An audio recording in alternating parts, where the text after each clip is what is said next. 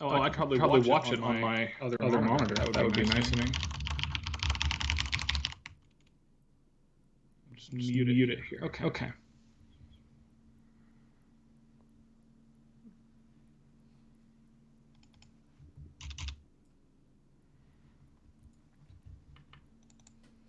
I did not finish the Grimace shake last night. It was too much. So if anybody is like, I'm gonna get a Grimace shake, I'm gonna tell them just get a small. Like you get the idea with a small, you know. Yeah. I'm so glad I didn't get a large, but a medium was also too much. I also just don't have stuff like that very often, so like the sweetness of something like that was surprising, but probably unsurprising for somebody that has more fast food in their life. Yeah. Hi, Jen. Hi, welcome. Yeah, we're talking about my Grimace shake from last night while we wait for people to populate the chat.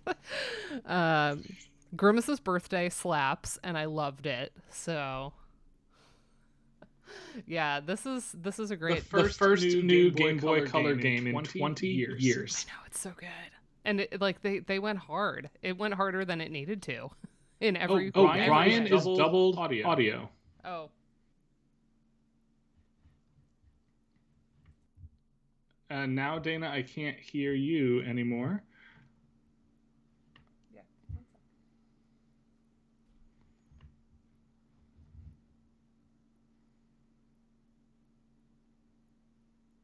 So now you can't hear me at all? I can hear you now. Okay. And I think we're probably set. Okay. I'm sure what happened is the NDI source was making noise. Yes, that is. I don't know why that keeps like unmuting itself. For me, but I've had this problem consistently, and that's always what it is. Yeah, that's always the way for sure. Had to get a Grimace birthday meal. Yes, happy birthday, Grimace. Yes, great. Yeah, that game was amazing and so much fun, and I'm going to be trying real hard after this stream ends to like do something productive instead of just transcribing everything, because that is going to be something I'm going to want to be doing. So I'm really excited today because we are covering Ryan Thompson's A Far Off Memory, Kingdom Hearts 3, and musical reuse. Welcome, Ryan. Welcome back. Thanks for having me, Dana. It's really fun to be here. I love your Friday streams. I think you've been doing a great job with these. Long time no see. Yeah, Ryan was, on this stream anyway, a guest on like one of the very first ones, because I had to start off with like people I knew would say yes right away. And that I knew well, and that, you know, I'm getting to the point where I'm a little more comfortable with the cold calls of like people I haven't met, but I'm like, hey, I want to do your thing. But, you know, it takes a little... Yeah, no, you definitely want to start a new project with people who effectively can't say no to you, right? Like, because you're such good friends. Right? That's how the Thursday night stream got started, right? I reached out to you and Doug, who I had that relationship with.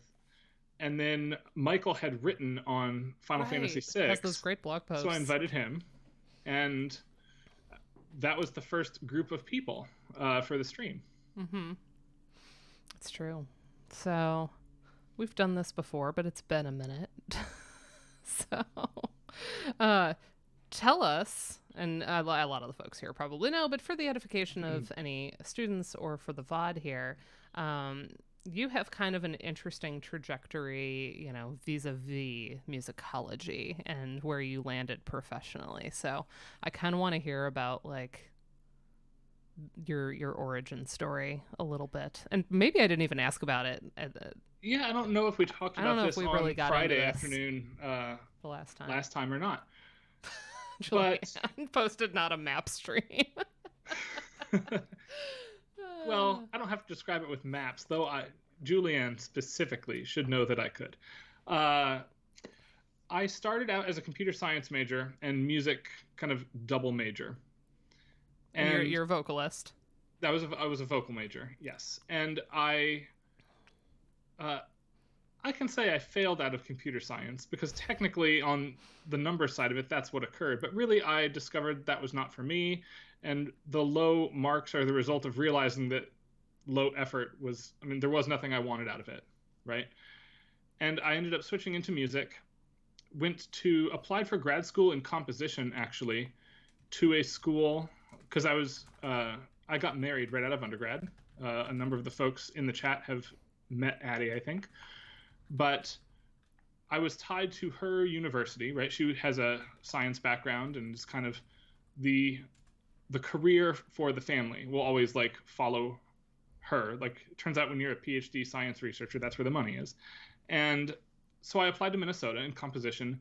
They lost a faculty member, not in like a weird tragic way, but you know how people come and go. But as a result of that, they took no composition graduate students that year.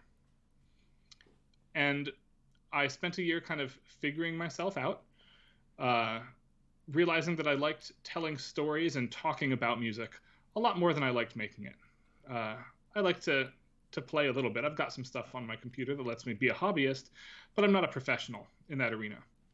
Whereas I am a pretty good storyteller, or at least I like to say that I am. I suppose the folks in the chat will get to be the judges here. And musicology was my entry point into that. But I always, from the get-go, had relatively little interest in like the established European concert canon of music. It's not that I don't have any appreciation for it. It's that the stories I wanted to tell were never part of that world. I was a video game musicologist from day one of grad school in my mind. And originally, I am just old enough now, and maybe I am the last year or one of the last years, where I was still told, that's not really a field here. What are you going to do? And I remember maybe it's like some unearned male confidence on my part. Maybe I was just felt like being rude that day. But I remember looking at a senior professor in the field who has a nationwide profile at AMS. I'll politely decline to say which one of the Minnesota professors it was. But I said, the field will shift to accommodate me by the time I graduate. I don't want a job today. I want a job 5 years from now, and I can look down the road. That's so baller. I can't even handle it. And that dude did not have a lot to say to me for a little bit after that. Accommodate me. Suck it. Amazing. Anyway, we're all distracted by how amazing that statement is.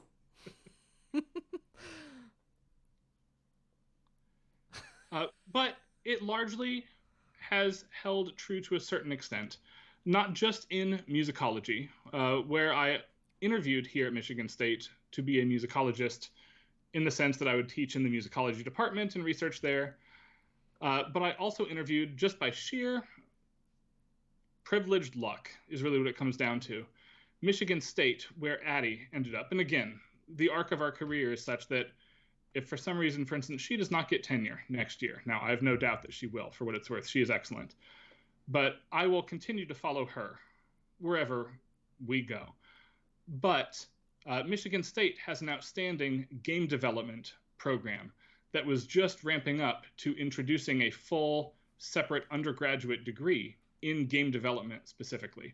So it was a right time, right place moment for me, where now I am in the game development department as the audio specialist.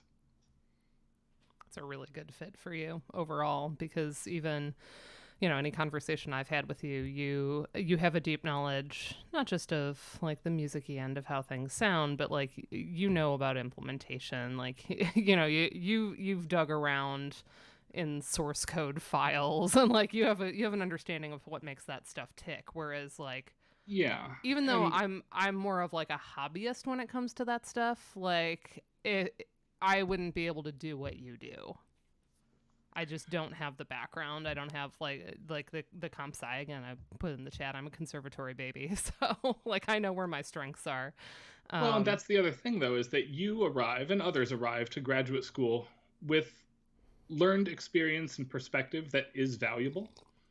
And one of the things I have learned to claim for myself is that the expertise that I brought as a graduate student starting in musicology, though I did not have extensive knowledge of any of the European canon outside of the Lutheran Church, which I will note is a not insignificant portion of the canon. But once you get outside of J.S. Bach and church vocal music, which, again, there's a slice there, I did not know very much at all.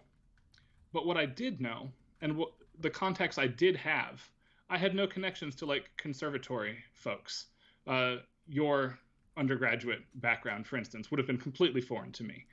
I did not know any orchestra directors. I didn't know any performing musicians in orchestral circuits, for instance.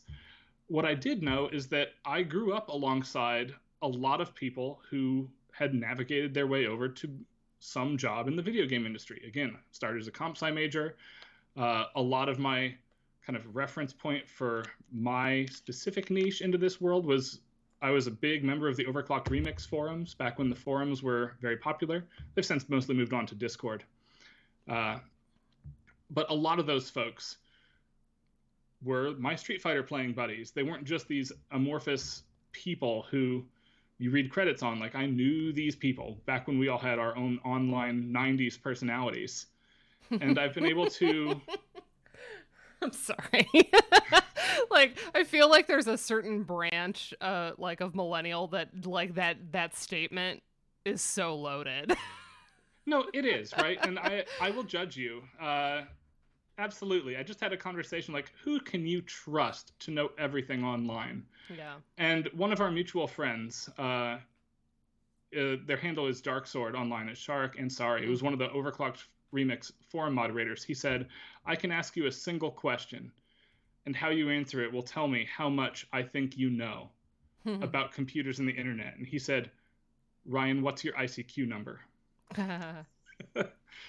That there's a certain amount of growing up alongside that culture with a lot of folks who navigated their way to becoming professional musicians, professional industry employees, that those connections had value for me. In the same way that for people who research and present on traditional orchestra environments, knowing professionals in that space has value. Who do you reach out for informed opinions on things? Right?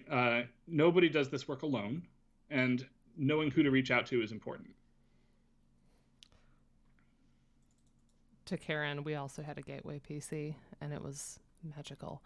My brother was on ICQ, I'm pretty sure. I knew enough to have been on ICQ, but it's just like my friends were on AOL, so we did that. Does anyone remember it was like Microsoft had the like comic book chat? I cannot remember if it had a fun name or not. And like kind of like a Bitmoji precursor in the sense, yes, the comic book chat. And like you would kind of select the scenes and it would like not animate, but it would like generate a panel with like what you texted would be the word bubbles and stuff. If anybody can like like find me some kind of documentation of all of that, that's like this deep buried memory of using that. But also fun fact, we had first year exams that were kind of pre-comps, because comps were like candidacy, or I guess they could be what comps are at some schools, I don't know, but they were 12 hours of exams, and you were expected basically to not pass all of them because it was meant to be kind of a humbling experience of like, this is all of music history, you aren't going to be good at it all. Yeah, like the intent is to break you. To a some little degree, bit, right? a little, like maybe break some like hubris. You can't know everything, yeah. Right. And one of the ones I failed was Lutheran church music. So, because they asked me, I knew instrumental Bach. I didn't know much about like chorales, and the question had to do with the church music. And so, I had a very, my early music people didn't really spend a lot of time on it at K. They were leaning more like Catholic, motets, just in their own research. So it's like we probably did a day or two of it, but it wasn't like a big focus. Sure. So I remember walking in and them just being like, wow, you don't know anything about this. Because you had to do meetings like about what you did wrong, and then you had a chance to like retake the exam and pass it, which I did. But It was. Yeah. I remember. I still laugh about that. It's like, yep, I really don't know the Lutheran music. I remember that I had the Mass Ordinary memorized in English and Latin. So at that point, Nice. which it's like mostly memorized now. So it's most of the way there. The credo's kind of long, y'all. Anyway, I love that because I think a lot of us, especially in that kind of like earlier wave, like we weren't the originators of Ludo, but we were, early to hop on the train. A lot of us started with some kind of other project in mind. Like I know I came in with minimalist opera, and so there's that sense of like I need to study like the respectable musicology thing, and then this can be like the fun side thing that I do that gets me the job, or like Reba Wisner wrote on early music, right, early opera, and then started moving into television studies and sci-fi and Twilight Zone and all that stuff, and that's been like really what has propelled her. I don't know how much she touches back on the earlier music stuff, but that's kind of the model that we had, where it's like, oh, if you're gonna work on film music or something, like maybe also have something that's like a heavy hitter. Avenue, yeah, right. Yeah. And I always despised that framing, always have. Yeah. And a lot of it was self-imposed initially, it was just like, I had no qualms that like I would be going through a dissertation on Satyagraha by Philip Glass, like hating it, because I've always loved that. And my elevator pitch, like when I realized that what connected all that work was an interest in limitation, like disability studies, early video game music, minimalism, where we're delimiting our techniques and musical materials, and so there were like all these things that clicked for me that I'm like, this seems weird when I tell people the story of all the winding twists, but there's a thread that runs through all of them. But yeah, I think a lot of us sort of had to find our way to it, and I love that you were just like, no, I'm doing this. I think today the field is in a really good space vis-a-vis not necessarily the legitimacy question isn't completely gone. People still do say, what else do you do, for instance. But the first year I presented was 2 or 3 years before Nakvagum came into existence at Music and the Moving Image. And I remember being very excited. I had recorded this footage of Left 4 Dead. I had gotten an interview with Mike Moraski, whose business card is actually sitting on my desk right now.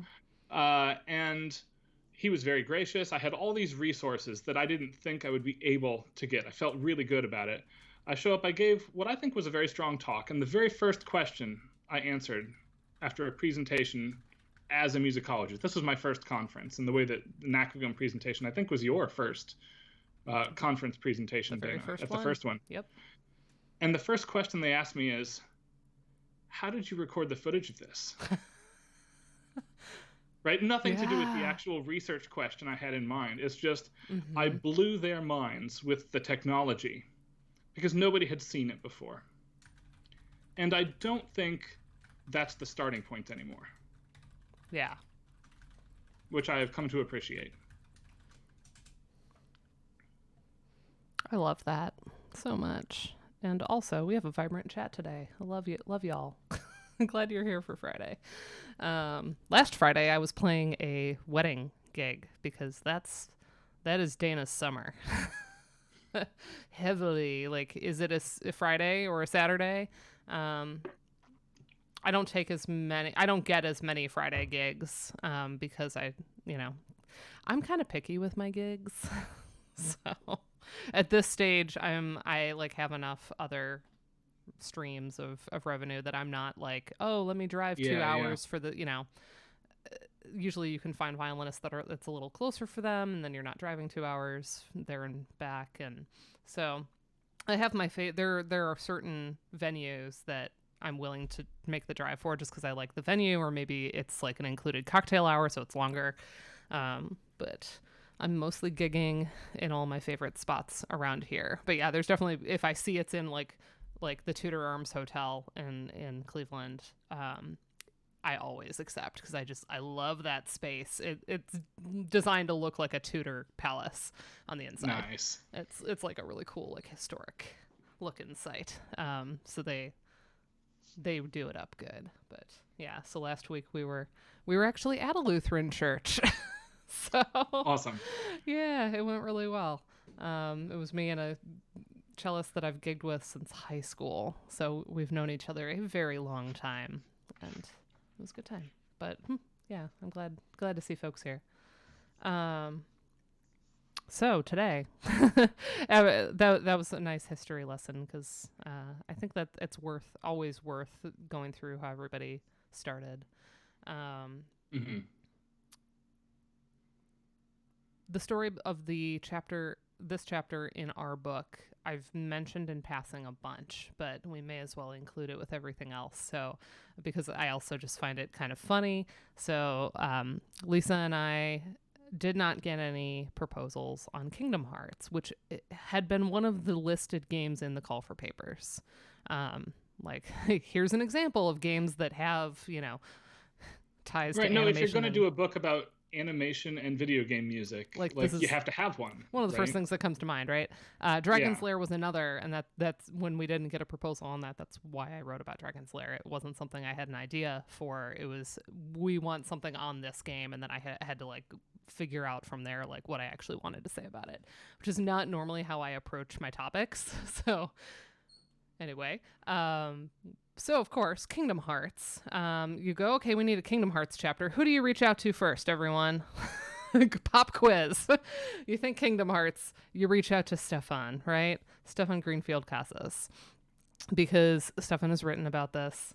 And so, of course, that was the first to ask. I go to Stefan, who was very gracious, but said, I'm on a real push to finish this dissertation. So I can't take it on. I have to say, he's way smarter than I was when I was at his stage, because I did not know how to say no to anybody, especially people I like. When I was dissertating, I only said yes, which was a terrible, terrible decision for my own mental health. Well, and good for him for like being able to say no to you. I think it, and I think it was also that job was lined up and that was contingent on finishing. So like there was also that deadline. When you get those VAPs, or it was a VAP, right? Is a VAP?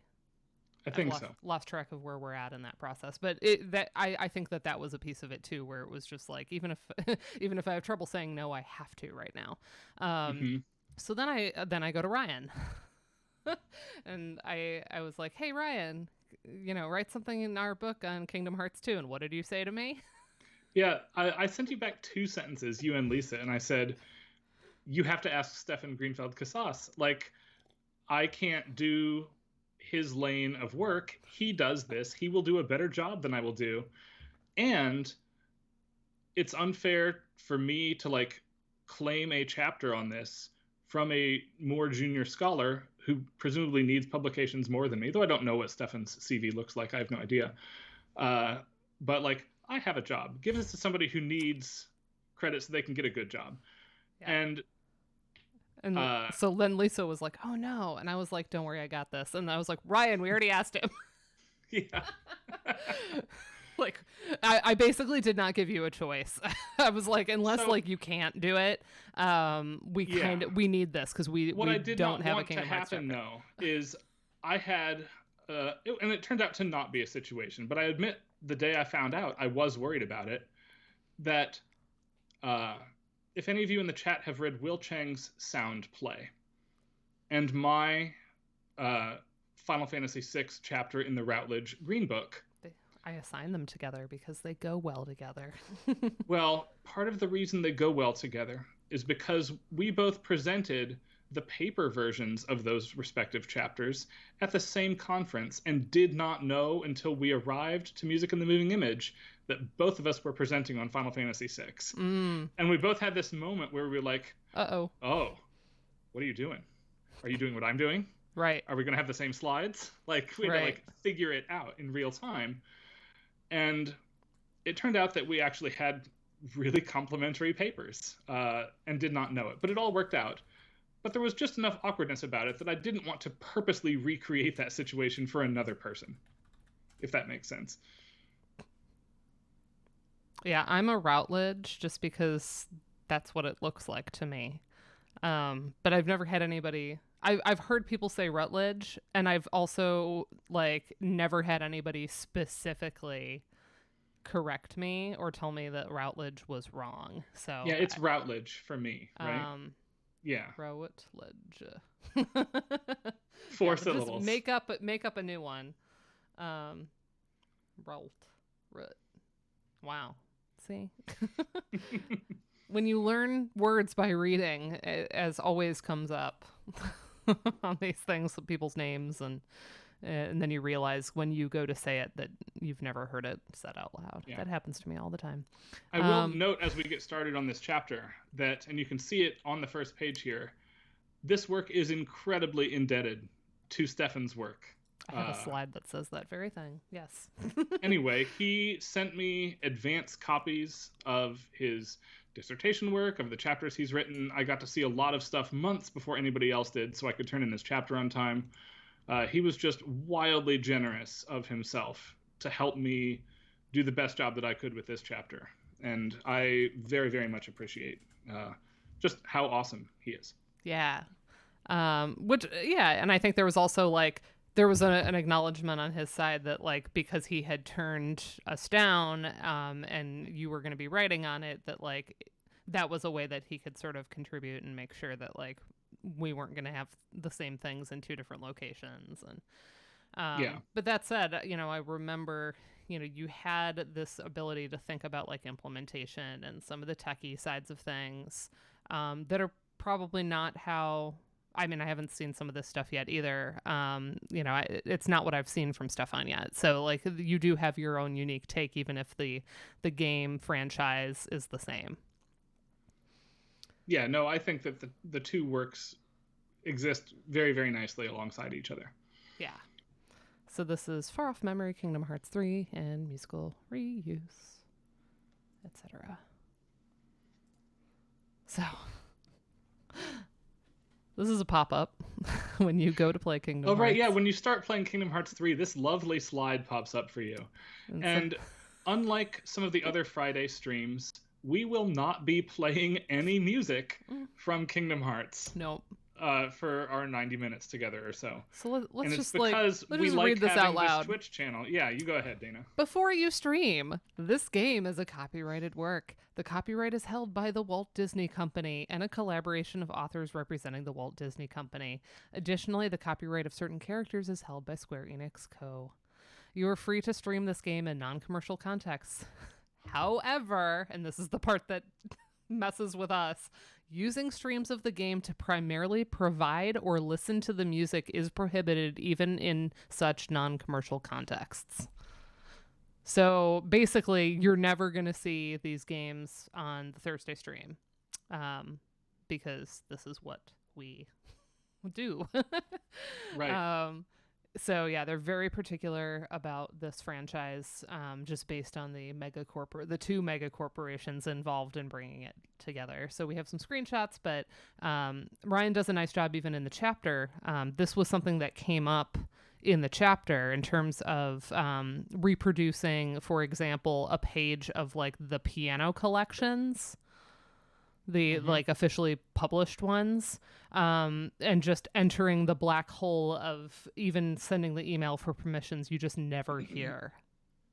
And there are some cases where a publisher might be like, well, they're not saying no, easier to ask for forgiveness. But like Routledge was very like, no, we need permissions in place, which I think, you know, publishers are going to tend to want to be more conservative on that front. They're like, yes, there would be a fair use case. You're not using, a whole thing. It's a snippet. Right. But yeah, they weren't comfortable with that. Fair use is a defense you have to have the money to pay for in court. Yes. And even Routledge does not have Disney money to fight Disney in court on this. Who does?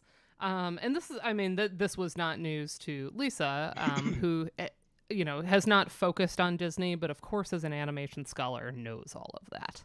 Right. Lisa has worked on Fleischer and, some of these other early animators. But is very well read and versed in the Disney stuff. So like none of this was a surprise to us. We're like, okay, sure, send him an email, see what happens. But you'll see the way we found around it, which was I think pretty cool.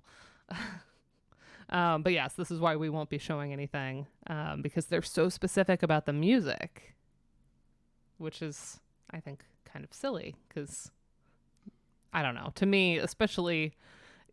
We would have to be completely silent and streaming in order for like somebody's musical experience to be like somehow replaced. Like a lot of the argument for this stuff is that you are kind of like broadcasting or making something available in a way that competes with that person then like actually purchasing a legitimate copy for themselves. Right. And I'm like, I don't know. We're always going to be talking over stuff. It's not like you're just going to hit record and then you're going to suddenly have your own soundtrack album, and like even that there's sound effects. They're like, it's different in gameplay, but anyway, we know that it's a process and this is not a surprise to any of us, but I love that. Yeah. When we were talking about, we can't really play anything, on Skype after stream last night, Ryan sent me this screenshot. Like, let's just put that in there. That's kind of a perfect encapsulation of some of the issues we ran into. So, starts from the prevalence of remasters, reboots, remakes. We've seen a few of these in the past decade. Oh, we are seeing so many right now. Many right now. It's wild. The 6 pixel and I feel like remasters, it's gotten FF7. bigger as a phenomenon since I wrote the chapter. Yes. Yeah, it's just like more and more things are getting announced as these reboots and remakes. So similar to what we discussed last time with Dominic in DuckTales. And what I love, you define in the very first footnote what you mean by remaster, reboot, and remake, because a lot of people use those interchangeably. And honestly, I think it's one of the most useful footnotes in the whole book. Here it is. A quick definition of terms as the author understands them. Remaster is primarily a port for modern platforms with minimal changes to the original, say adding widescreen support to a game that predates the 16:9 format. To me, that would be like Final Fantasy VIII, right? We gave the graphics a facelift, but we are... That's right. They've done some aliasing, but the original textures are the original texture art files. Yeah. Right? They've expanded the camera where possible, but to an average observer, it looks like the original game. Yeah. Reboot refers to a new series entry that has little to do with the previously existing property. What's a video game? Because you have film examples below. What's like a good video game reboot? Video game reboot is DMC by Capcom. In between Devil May Cry 4 and Devil May Cry 5, they attempted to reboot, the Dante character, and they got rid of his gray hair. They gave him some like 1990s attitude. Even though the game released in like 2007. Mm-hmm. And that version of the character was widely panned. And part of that is why when we get Devil May Cry 5, we return to the gray hair and the red jacket, the original design of the character. But that middle game is definitely a reboot of the franchise. Where would you put when we decided to do young Lara Croft and they famously made the changes to her dimensions and people got mad because she was like younger, because that's like almost like a prequel. The new Tomb Raider trilogy is a reboot relative to the first 7 titles. Yeah. Yes. Okay, cool. Remake refers to a full-on recreation of significant gameplay, visual, aural, and or plot elements. So this is like the big investment. This is the Final Fantasy VII. That's correct. And all of this exists on a sliding scale, right? Because each game has a different amount of changes made. I'm currently writing an article that speaks to some of the specificity of this. But I do think that these general terms are useful. Reboot is essentially a new property whose name we know. Remaster is something that looks like and feels like the original game. And remake is something that feels new. a retelling. I really like my comparison to Ocean's 11 on this front. Yeah. So here's the film examples. A Blu-ray release of a film to support HD visuals and Dolby Atmos audio would be a remaster. The switch from Tobey Maguire's set of Spider-Man films to Andrew Garfield's Spider-Man films is a reboot. And Ocean's 11, starring George Clooney and Brad Pitt, is a remake of an earlier film featuring Frank Sinatra and Sammy Davis Jr. Yeah, love it. Where would you put like the Link's Awakening on this spectrum, for example? Is that full on remake because everything looks different and we've re-recorded all the sound? And so for me, in part because my day job is game studies now, first, and musicology second. Link's Awakening is right on the border, but I would call it a remaster because movement for movement, every tile is the same. Okay, yeah. It looks very nice and it sounds very nice. But the gameplay mechanics itself, for instance, if I told you that you leave Marin's house at the beginning of the game, you go left, I can't pull it from memory, but call it 18 tiles. South, 2 screens, or since there's no screen limitations in the Switch one, 20 tiles. Mm-hmm. And right, 12 tiles. You'll be at the sword. That number actually holds true in the Switch remake, as long as you can count tile steps. Therefore, remaster. Cool. I like it.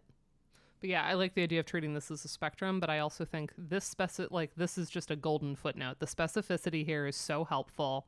Because like as Dominic and I were saying, there's so many re's, right? It's everything, remaster, reboot, return, retrospective. Like we have everywhere. This footnote comes out of a Game Sound Con talk that the rest of it is being repurposed into its own forthcoming article. The very next slide of that talk is, none of these words mean anything to marketing. We don't get to decide any of this. Mm-hmm. But I said, we're here to talk shop, so let's do that professionally anyway, independent of the way these are used by business people who don't make these products. And for what it's worth, some of these have been used. Like FF8 was listed as a remaster, right? Yes. FF7 was listed as a remake, right? Yes. So like, luckily, at least Enix has been kind of consistent with how they use it, and then we're kind of intuiting good definitions. But I think this is just useful language because we are living in an age of recycling, returning, going back to move forward, that kind of a thing. I had been making comments for years now that it felt like, this is a very different space, but for a long time it felt like we weren't getting anything new on Broadway. Like everything was an adaptation, a revival, or an adaptation, right?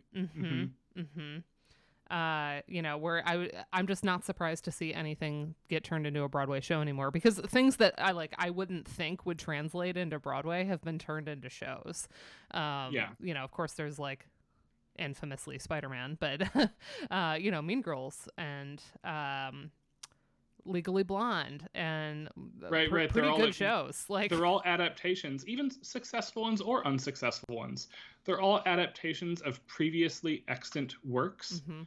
And that's because whether we're talking about Broadway or film or video games, investment in something that has a fan base is inherently a financially less risky decision than, for instance, maybe in my mind, at least on the games front, the boldest creative choice of the past 15 years might be to say, we don't need the Prince of Persia brand anymore.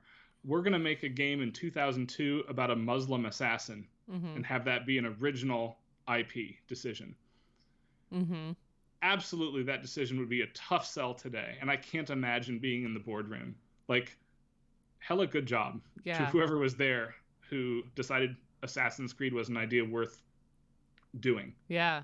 And I'm no economist, but I do notice that there's this type of conservatism where we want to just return to existing properties over and over, following or in the midst of any kind of economic downturn. Like anytime we have a recession, there is a lot less new stuff that gets greenlit. So that seems to be a bit of it too. And then of course like the nostalgia train as well. Like as different groups come of age, you know, they're going to be like, "Oh, I remember that thing from when I was younger." And then maybe they're the ones now making the game. So like that's always going to be a cycle as well. But there's an interaction of multiple forces here. Click. There we go. So this work is indebted to Stefan. From the screen to the concert hall, arrangement as a world building and world bridging device in the Kingdom Hearts series. So this is in the Oxford Handbook of Arrangement Studies. Is that out yet? I forgot to look it up. I don't know off the top of my head. I think it should be this fall, if memory serves. But I could be wrong. When we did Stefan's Uematsu chapter, this also came up because it's kind of similar work to... you know, it takes a different tact, but it's kind of an extension of the work from the Uematsu book. So I remember this came up then as well. But and there are a bunch of citations throughout, and Stefan was really gracious to share that. So that was very exciting. But yeah, in no way did I feel like this was the type of chapter we would have gotten from Stefan on this game too, which is also pretty cool. I just love the sharing that happened, and just like the collegiality between all of us that made all of this possible, to make sure that we didn't have a huge lacuna in our book where people would be like, you put out a book on animation and there's no Kingdom Hearts. What? Yeah. So that was happy that we were able to make sure that we filled that gap. So this is all about, of course, we know that we have all of these remasters Boots makes, but there's audience expectations for them, right? And not just of teleological progress, in quotes, in graphics, because it's sometimes the remake is actually more cartoony and aesthetically, maybe not photorealistic, but they like some kind of tangible change in the graphics. But how this extends to what we expect to hear. And we have traded in this informally on the stream constantly, because this has been a very viable area for us to do streams where we're like, let's listen to what the original did and then like how they have messed with it. So we did that with Link's Awakening. The Link's Awakening stream and the Super Mario Brothers 3 streams were both really good on that front. Yeah, because 3 we compared to the Super Nintendo All-Stars version, right? Yep. Yeah, and then of course the Pixel remasters, the 7 remake. So we've been doing a lot of this because it ends up just being, I think, interesting to us to hear, especially how like chiptune stuff gets translated into string quartet arrangements. I love the string quartet overworld for Link's Awakening in particular. That was one of my favorite tracks from the new game. So what I decided is your thesis here. I think it's fair. Kingdom Hearts 3 is scored as if it were a remaster of a previous Kingdom Hearts title rather than a completely original work. Demonstrating how, as Greenfield Custis writes, arrangements of pre-existing music can be used as world-building devices. And Yoko Shimomura's score created a template for numerous remakes released in the years after Kingdom Hearts 3's release to follow. I like this idea, and it's careful. You're not saying the game is treated as a remaster of a previous, like, because the plot and all that, like it's scored as if it were a remaster. Right. And the plot, though it would take me until 4:00 to get there, my favorite quote in the chapter is indebted to Allegra Frank over at Polygon, who manages to sum up 100 words. There it is, the next slide. That gets something approaching what's going on. But you don't even need to read this slide. What's happening is to jump into Kingdom Hearts 3 is to watch Avengers Endgame.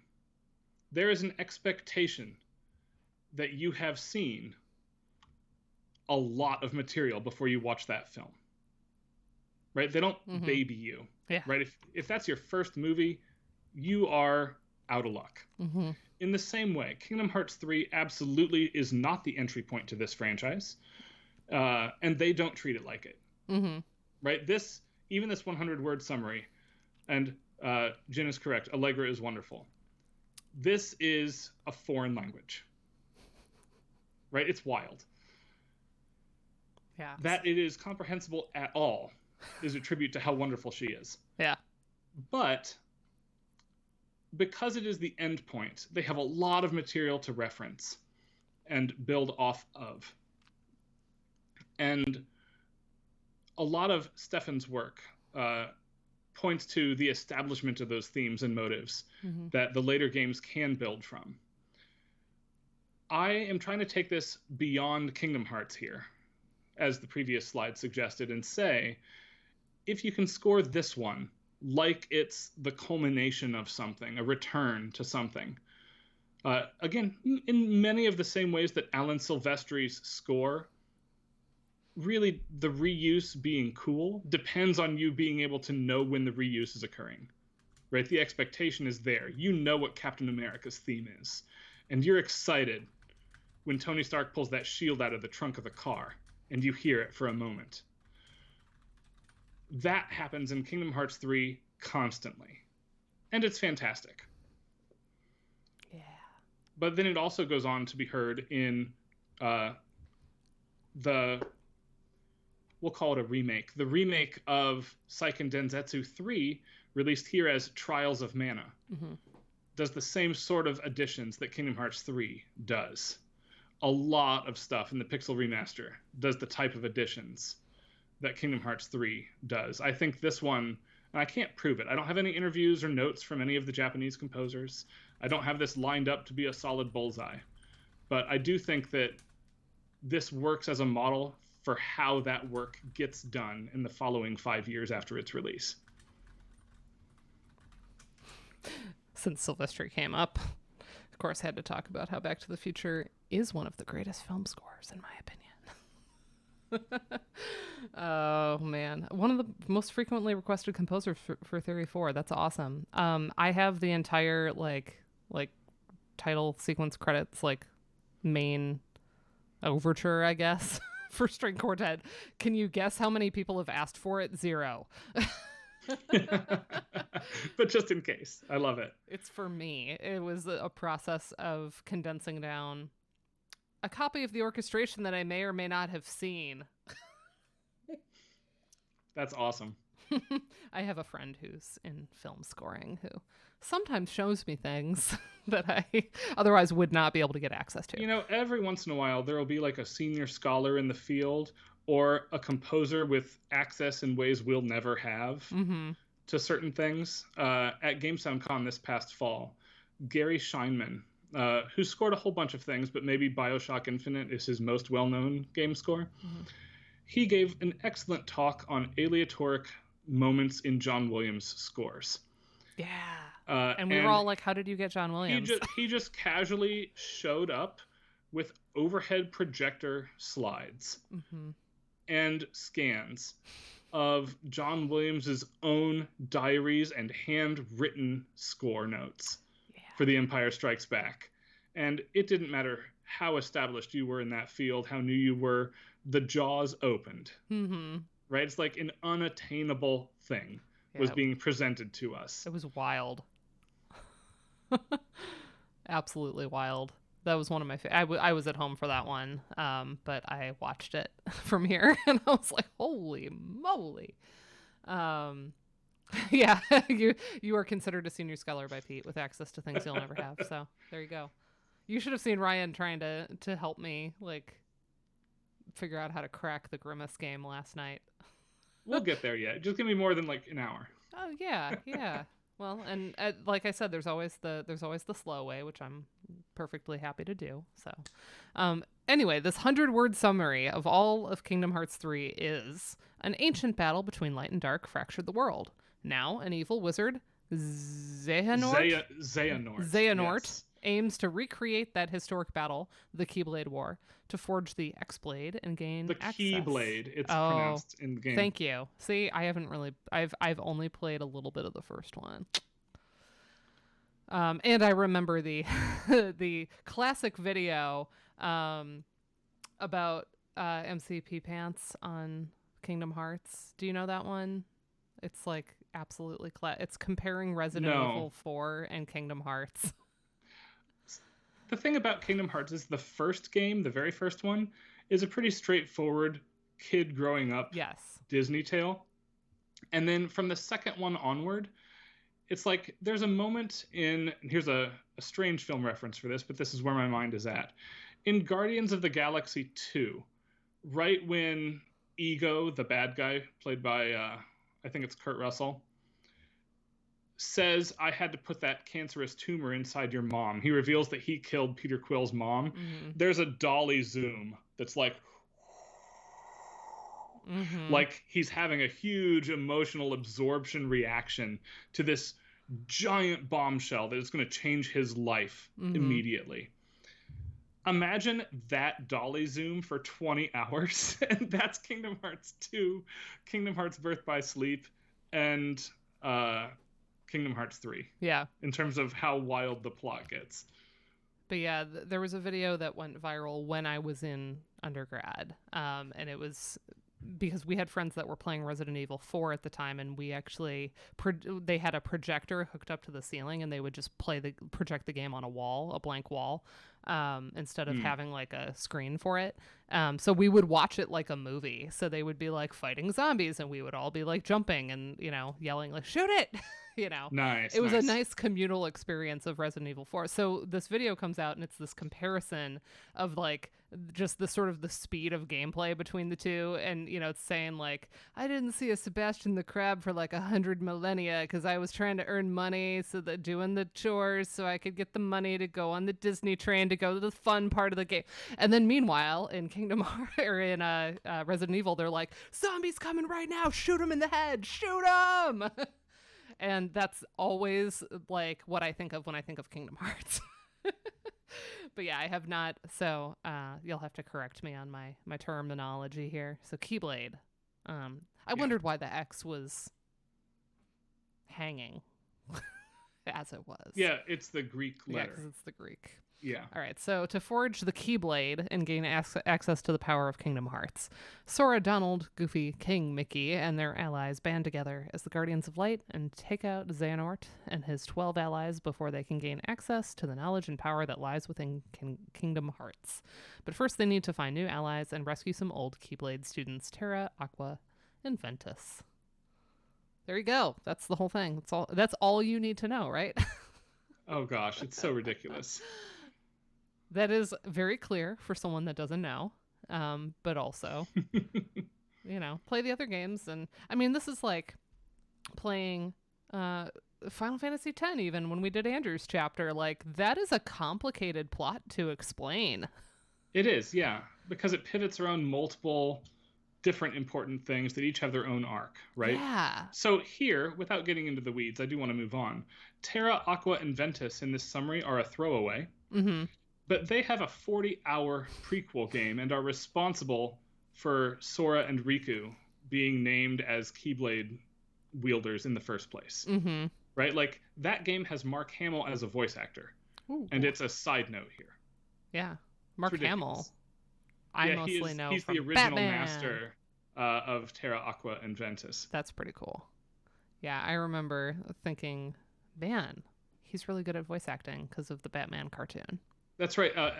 Felt cute in the chat. Kingdom Hearts 3 is the 10th game in the franchise. And I did not put that helpful. as a slide, but that is mentioned in the chapter that like we have something like 12 games. This is the 10th game in the franchise, but it's named Kingdom Hearts 3, and haha, that's confusing. Yes. Yeah. I was, as I just did the first rehearsal of the video game orchestra on Monday, my stand partner, we're playing two things from Final Fantasy X. We are playing the ending theme when I was like, Hymn of the Faith, which I know now because of this chapter. Thank you, Andrew. And then the other one that we're doing is the Steki Dane.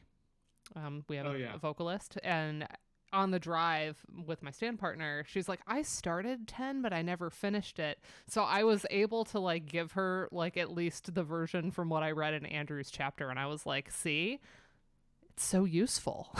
The work we do is useful. 10 always shows up near the bottom on the ranking list these days because of the gameplay, but the plot rules. It's also the only game with a canonical sex scene of the Final Fantasy games. Yeah, we talked about that. We did. Yeah, it's pretty wild. I don't know that 10-2 needed to happen, just in terms of like And I remember asking Andrew, and then I think you were in the chat for that one, just being like, okay, based on the way the first one ended, that feels kind of final. Like, do we really need a second one?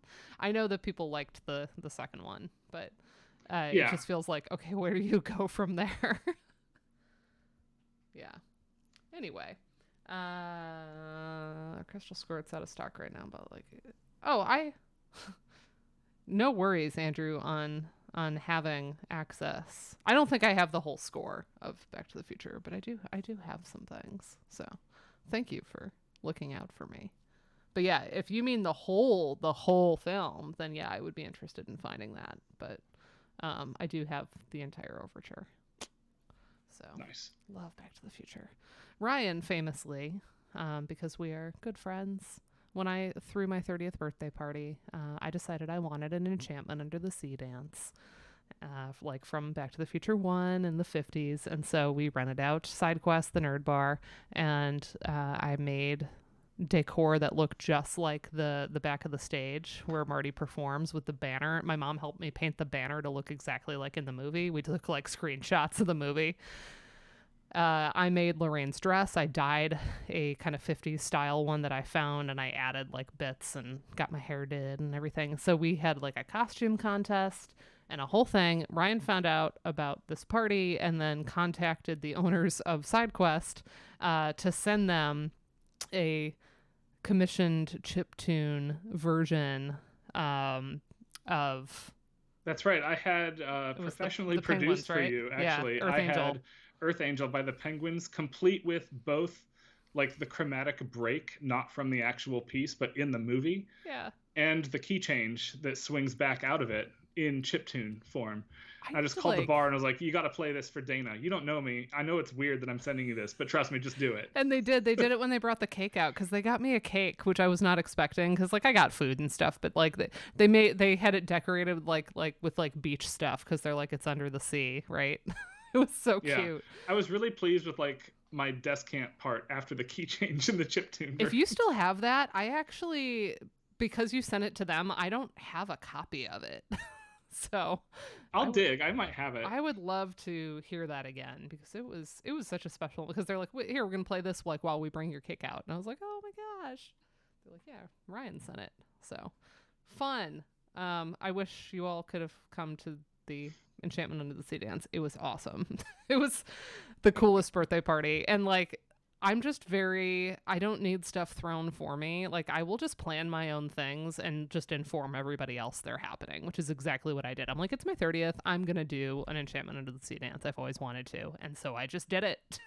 So, like, there is no romanticization of, like, you know, oh, somebody's throwing me a surprise party. Like, no, I'm doing exactly what I want, and I'm, like, having the time of my life. Yeah, the fish under the sea dance. No, it was the Enchantment Under the Sea dance. Anyway, classic. Love those films. So one thing about obviously we left out a lot of material on Terra Aqua and Ventus in this. There's so much that gets condensed. But one of the other things that is implied here is that because it's a combination of Enix and Disney, there's a lot of implication that it's kind of a 50-50 split in terms of just everything. But in reality, it's not that balanced. So all of the in-game worlds are Disney properties, or, you know, from the different films, or their original to Kingdom Hearts. That's right. Like and the Keyblade Graveyard. Games, the first Kingdom Hearts has a lot of Final Fantasy characters. Like almost the entire cast of 7, and then Squall Lionheart from 8, just because he's secretly the coolest protagonist. I hate admitting it to you, but yes, he is. And love him. They use the Final Fantasy characters as a buffer to introduce the original characters, who were all children, roughly based on the Final Fantasy characters. Sora, for instance, is an amalgamation of Cloud and Squall, with Titus's shorts. With Titus's shorts. Absolutely. Riku is like the emo kid, clearly patterned after Squall's black jacket look. Right? He's the cooler older brother character, if you will. And then Kairi is this kind of, she has red hair, but she's clearly somewhere between like an Aerith and a Tifa character. Oh, by design. I was sort of thinking Selfie, just like looking at her. uh, she's very strongly positioned as the love interest in a way that Selphie is Sure. not in Yeah, Final yeah. Fantasy VIII. So when you see her move and interact with the characters, like there's a deliberate love triangle being set up between the three Disney characters there. Yeah. And it feels like an Aerith stand-in, especially Yeah. since like she gets kidnapped, Yeah. she needs rescuing, she needs this, right? Yeah. So, But yeah. in the sequels, Kingdom Hearts 2 still has them. Kingdom Hearts 3 and most of the other side games don't. Mm-hmm. Kingdom Hearts 3 relegates them to an obscure portion of a DLC. Otherwise, there's no Final Fantasy characters at all. So, extremely... By game 10, the franchise is established. You don't need to pivot on them anymore. Yeah. Right? Yeah. And then musically, they've never had any Final Fantasy tracks except for the definitive arrangement of One Winged Angel. Yep. Which is not nothing. That's, if you picture the track today, that's probably the version you're thinking of if you audiate in your head, where the choir starts, right, and then Sephiroth's motive enters. We don't think about it very often. The original track from Final Fantasy VII's boss fight is a general MIDI track with a choir on top of it. And then that's like a big reveal. Like that was a huge moment for people playing. Absolutely, it's huge. And that was the first look at what later became like the Advent Children appearance of Sephiroth with like the giant arched black wing that looks so emo and anime and badass. Sephiroth doesn't have that in Final Fantasy VII. He gets it in Kingdom Hearts, which is weird. Yeah.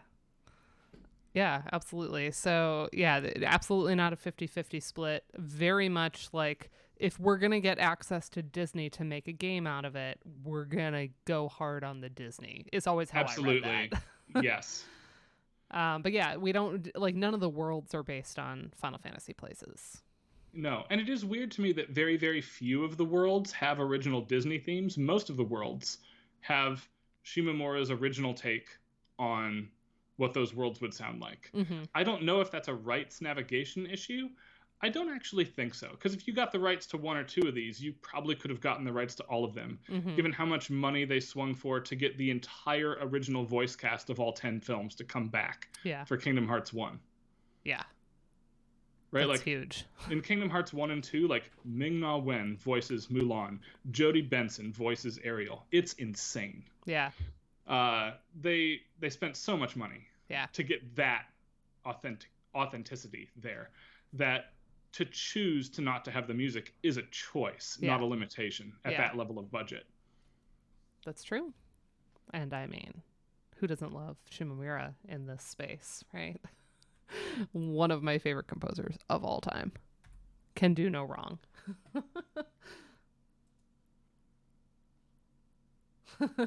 Yeah, in the original game, Atlantis and Halloween Town has This Is Halloween. Yeah. Yep. I actually have that for string quartet too, in case I get like a Halloween wedding, which I've done once or twice. I'm like, how perfect is that?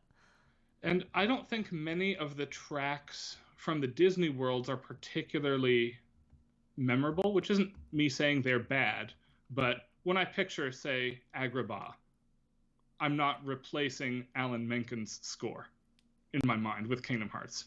Yes. Right? The one exception to that is the original world. Hollow Bastion gets a whole suite of music that's incredible, that sounds iconic immediately. But, again, that becomes Stefan's world, where we're going with that, comparing back to Disney. As we move forward in time with these games, we have to find some way to make these games sound newer, more modern, in a world where we don't have newer and more modern audio. Kingdom Hearts 1 is a DVD game with DVD audio. Right? The Hollow Bastion score in Kingdom Hearts 1 is a very cool orchestral score. And you can't get the better orchestra, right? That's not a thing. In the way that you can obviously upgrade yourself from the very polygonal, you can see individual trapezoids on Sora on the PS2, to this Unreal Engine 4 sheen. And we can argue about art direction here, but from a technical standpoint, Sora's body is made up of a lot more triangles. in Kingdom Hearts 3 on the PS4. And he looks more photorealistic. Yeah. Again, that's not an art direction quality comment. That is there's more math involved. Yeah. More complex art under the hood. Yeah. You can't make the orchestra more complex in the same way. That does not exist. Yeah. So what are you going to do? And this comes down often to an issue of implementation. But it does create, I don't want to say a problem, but an opportunity, we'll say. That these things start reading less like video game adaptations, where it's obviously not the real Disney movie, right? Sora visits Agrabah in Kingdom Hearts 1 and Kingdom Hearts 2. But it doesn't feel like we're in the movie. It feels like we're in this video game stage themed after the movie. Right. Whereas by the time we get to Frozen and which we're going to see in a moment, Toy Story and Tangled on the PS4, it's very quickly approaches not photorealistic in the sense that Sora looks like me, but photorealistic in the sense that Sora now looks like the movie. Yeah. From which all these Disney universes come. He looks like he belongs there. Yeah. So let's look at some of these. So yeah. Walking through a lot of the rest of the chapter here just now, but so when you visit Agrabah, it's a themed world, it's like a ride at Disney based on the film or something, it's like it's a different thing. But using the modern engines means the gap between the animated film and the game is none or close to none. So instead of just retreading narrative beats from the films, in Kingdom Hearts 3 there's this sense of almost like they're getting inserted into it, or they're somehow stepping inside the film, which makes it read as Sora intruding into a clearly Disney branded space, less an adaptation, more of a remaster featuring a new character. So there's two really good examples. We ended up being creative here with Ryan's images because our image permissions were pretty limited for this book. We ended up originally with 20 for the whole book, and then we were like, we had enough chapters. We were able to bump that up to 30, but that meant that we basically, everybody could have 4, give or take, and then a few people didn't opt to use all their images. Andrew, I think, only has 1, and so right. we were able to stole donate from authors who didn't use their quota. Yeah, we were able to donate images from other places, but Ryan still had a lot of comparison images, and so we just turned them into one. So it's like a side by side as one image, and that was our way around it. It worked. No one had any issues with it at the press or anything, but that was the thought, was just make them one graphic, where originally they might have been 2 or 4. But these two pictures, and you can see them in color, I think, on these slides. Yeah, I got the black color and ones. white in the book. It's remarkable how much it looks like the actual film. Yeah. Now, the technology is there, effectively. Yeah, so it's basically we get, this is the film, and this was, I think we fixed this for the actual press version, but because we had the progress bar. Yeah, I cut my timestamp little media controls out for the actual in-press version, I think. Yeah, but this was an earlier version where we can, especially in color, we can really see this, but in black and white it really translates, where these environments are almost indistinguishable. And if you are a games tech person, you might be able to tell that, for instance, because it's not rendering in real time in the film, the top image, there's a little bit more sheen in Rapunzel's hair, there's a little bit more flowers in the pool. Mm-hmm. But it's pretty darn close. Yeah. Also, I will note that video games have been doing cutscene subtitles a little longer and better in some ways. The subtitles look more integrated on the bottom, which helps sell it as a film. Mm-hmm.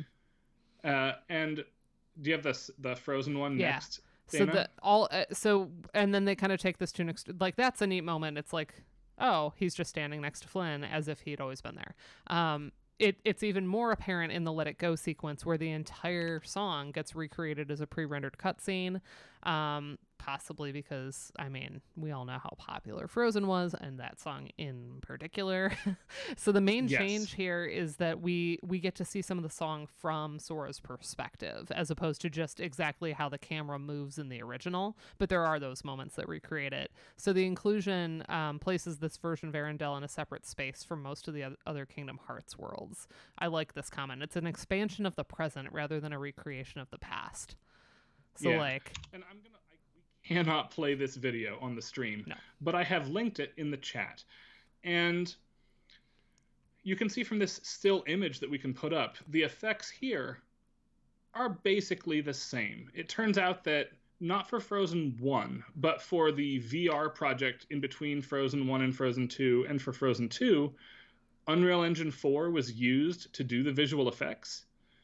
And so it's not about fitting a game engine into a space anymore. It's about the game engine is the authentic mode of presentation. Yeah. Which lets this exist in a whole new way. And there was some controversy about this when Kingdom Hearts 3 launched, because it's in the wake of Frozen 1 before Frozen 2 is the timeline for this game's release. And Let It Go was seen as this like feminist, almost coming out moment for Elsa as a character. And obviously the song is centered around her. If you click that link I've put in the chat, we see Sora, Donald, and Goofy observing the song, and the camera cares more because we're in Kingdom Hearts 3. We're not watching Frozen, right? The camera cares more about Sora's reaction to the song than it cares about Elsa's character development. And there is an argument to be made that then we are taking away the character development of the Elsa character, but in favor of a male character or set of male characters. I think that's a little bit uncharitable, given that in the long arc of Kingdom Hearts 3, visiting the Frozen, and it's Arendelle, visiting Arendelle is one moment of many for this longer journey of characters that we care more about, right? Elsa is not the center of the Kingdom Hearts 3 narrative, and she need not be.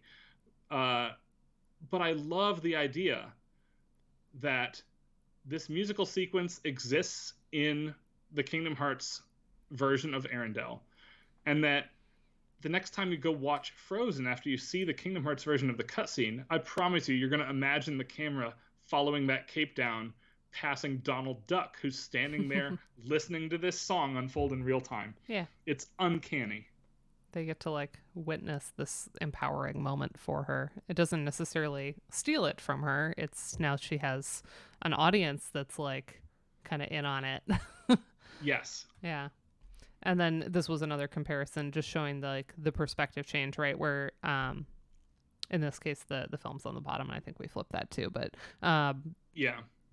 We can tell by the subtitles, but also because we're framing her tightly, and now it's a wide shot where we now see Sora, right? Yeah. That's Sora. Okay. So same moment, but framed a little differently. But visually pretty indistinguishable because rendered in Unreal 4. So step up in technical fidelity from previous entries, which used a proprietary Square Enix engine, and that now, like Unreal 4, like you said, is being used in film and TV. So the separation is closing because we're just building things in the same programs. And I think it's relatively easy, even as like an unformally trained person, to say the PlayStation 4 looks better than the PlayStation 2, even if you can't name the engine or the reason why.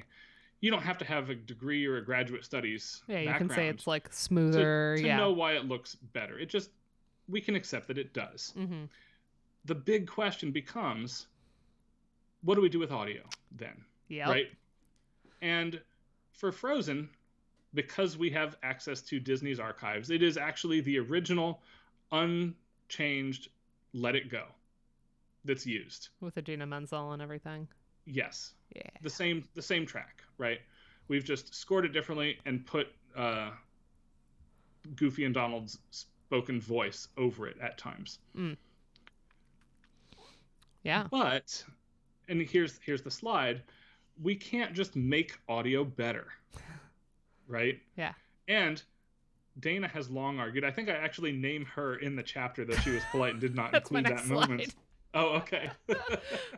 I said Brian knew his editorial audience here when he included this footnote. As book editor Dana Plank is fond of saying, newer here does not necessarily mean better, but it is undeniable that the range of aesthetic choices available to developers continues to expand, which is the great way to put it. It's about affordances. It's not about like better or worse anything, right? But like, yeah, the point being like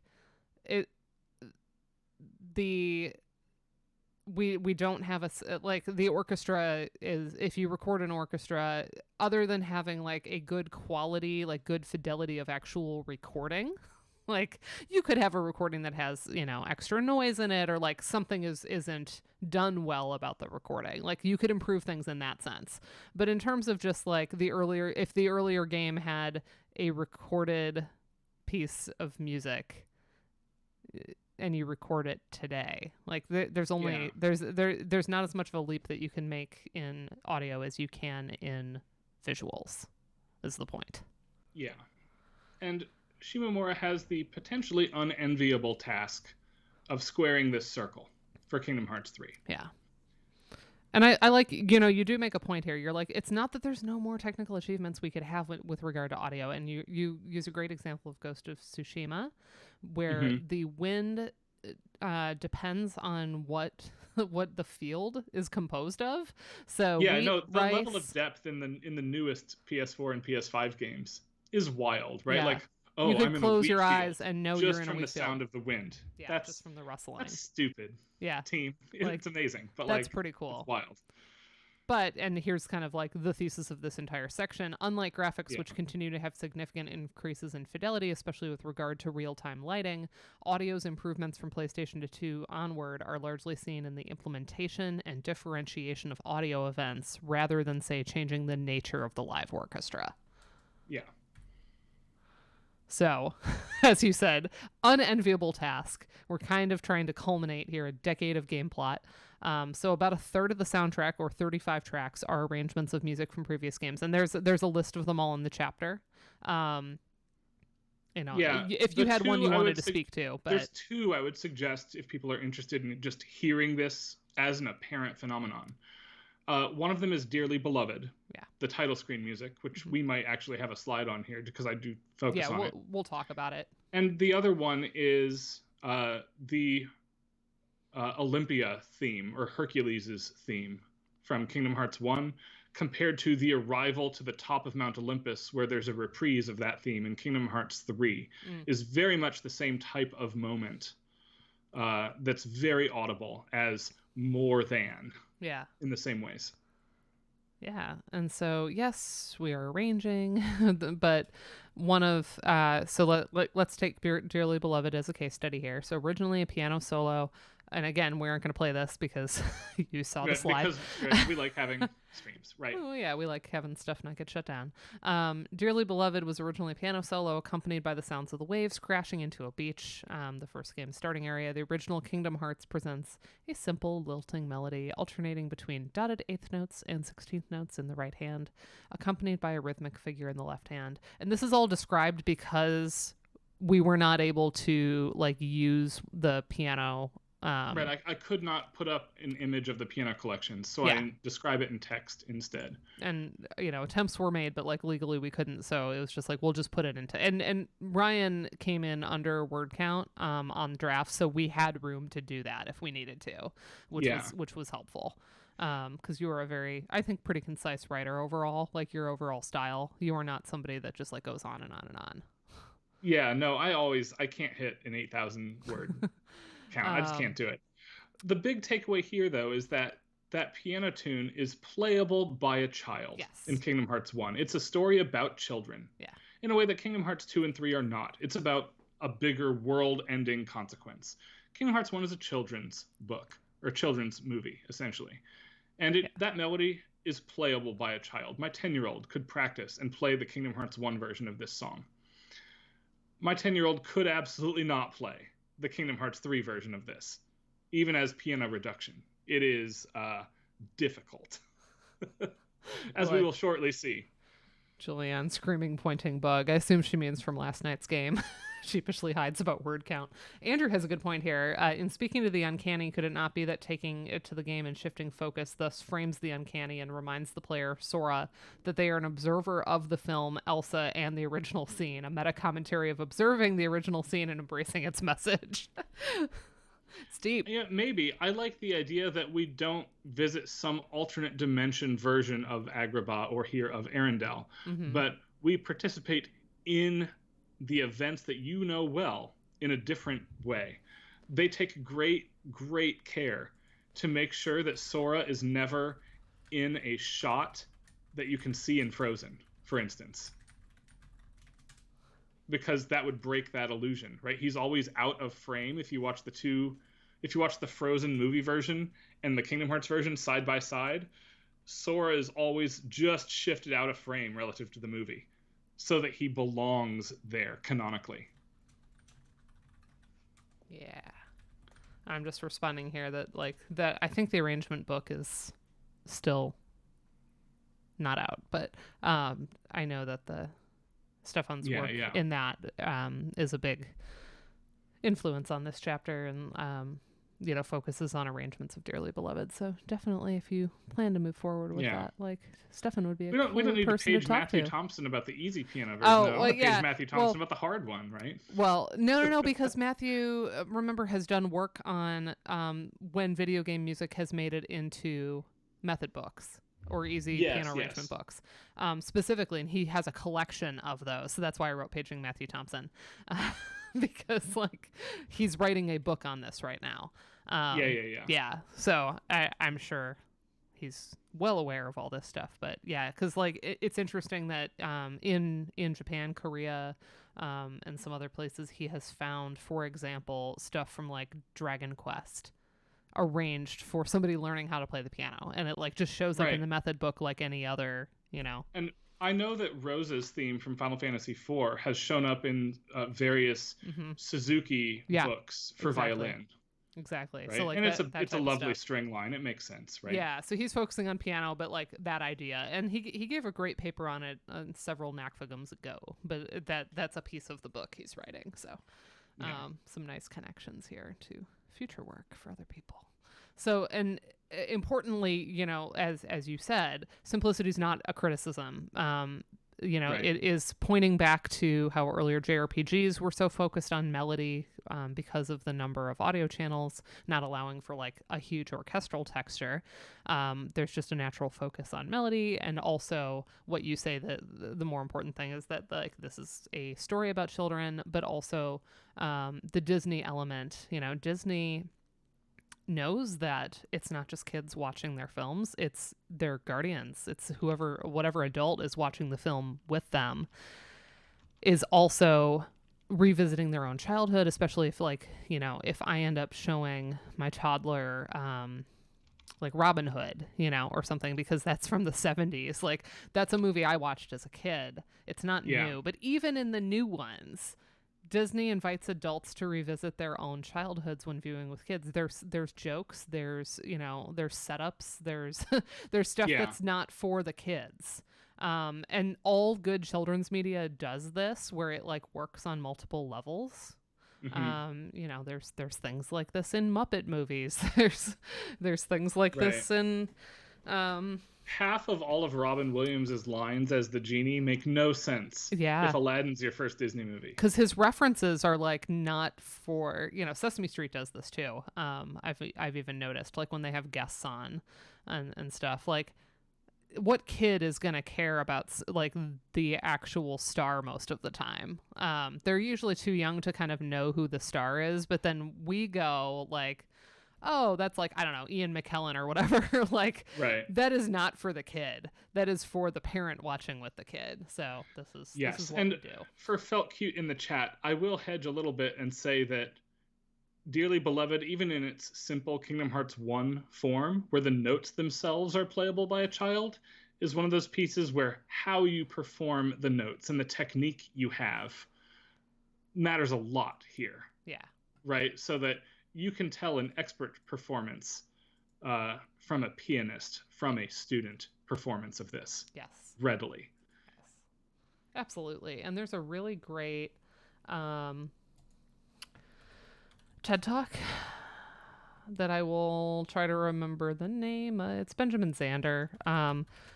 And I use it like a lot in classes because he talks about sort of the musical, like as you get more experience in music, it's like, yes, your technique improves, but also he does an example where he's playing like a Chopin little etude.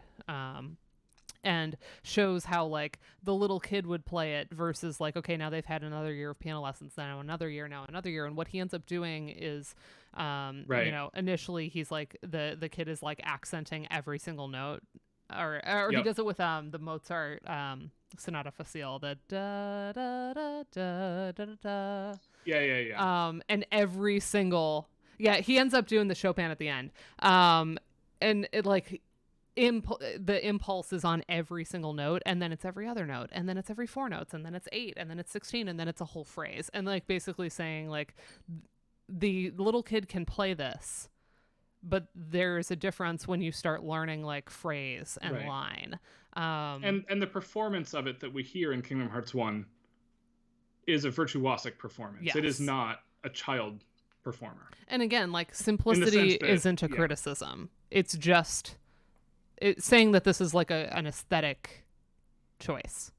Yes. To not have it be like, this is not a Liszt piano moment. You know, this is meant to sound open. It's meant to sound right. Of course, it's not an accident that that's the composer you bring up. Yeah. Yeah, of course. Simplicity is the ultimate sophistication, right? Like that, it's that kind of idea. But what happens to it now? Becomes the title screen music in every Kingdom Hearts title. So the arrangement in Kingdom Hearts 3 is very interesting because it takes that framework and then starts filling it in, making it really ornate, really expanded, and all of a sudden it's an incredibly virtuosic piece. So Ryan outlines 5 changes. A new introduction that plays with audience expectations by delaying the entrance of the music, with which players are presumably familiar 10 titles into the franchise. Yep. And again, we can't play it. I've just linked it in the chat if you want to listen as we chat about it. Second, the piece is now scored for full orchestra rather than as a piano solo. It's almost more like a piano concerto now. Piano remains the focus. Flute trills and oboe counter melodies often trade with the piano melody for audience attention, and string sections swell to create specific moments of clear arrival. Third, it includes far more rhythmic complexity, introducing passages of 3 against 2, filling in much of the space between notes in the original composition for PlayStation 2. Fourth, an expanded orchestration that includes various woodwind additions that have slowly been added through the years. Each new game featured smaller additions to the piece. And finally, a virtuosic piano solo that, in Shimomura's words, presents the new arrangement as a piano concerto. Nomura ordered it to be based on the Transcendental Etudes. There you go. Right. And then in the chapter, again, because there was no way to show the sort of piano collection version to just demonstrate that point, like here's the original, here's what it looks like, a lot of that had to be done in prose, but then a way of sort of accessing this for the reader was that Ryan recognized Matthew Bridgham has a piano reduction of the orchestrated version. So solo piano, very virtuosic, and was able to get permission to reprint just the first page of Matthew Bridgham's piano arrangement as a way to demonstrate the added complexity. So this is what's in the book. And we can see this looks like Liszt. Right. And again, like a 10-year-old student who's taken lessons for a year and a half isn't going to sit down and do this at this point. Right. Yeah, there's way too much going on here.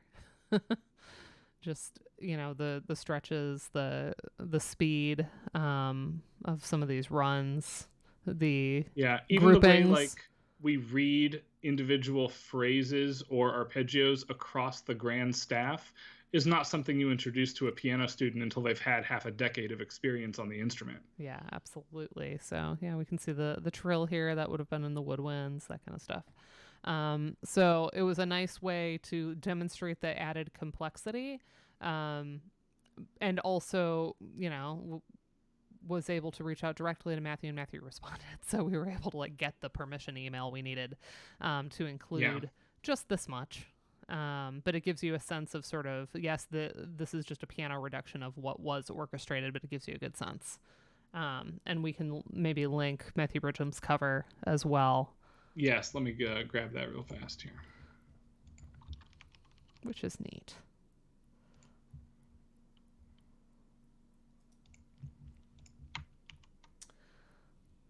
So this whole trend toward a fuller orchestration, more complex rhythms in Kingdom Hearts 3, the aspiration towards grandeur and spectacle, invoking Liszt and others, is common in remasters and remakes. See the first footnote for definitions of these terms once more, of games originally from the 1990s.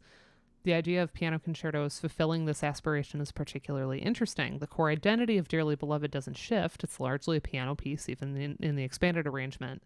But a focus on complexity and solo cadenza gives voice to the idea that the audio is becoming more complex and perhaps mature, just as the game's visuals increase in complexity and the characters in Kingdom Hearts age. So this is, we spoke to, you can't record the orchestra yes, you can, there's technical things you can do to like have a cleaner recording, right? Like, yes, but barring that, if you have two recordings of an orchestra 20 years apart, they're not, the older one isn't necessarily like worse because there's not much more you can do. But this is an interesting way to gesture at some kind of like progression or increase in complexity that seems to match the visuals on the word moving complexity forward. Here.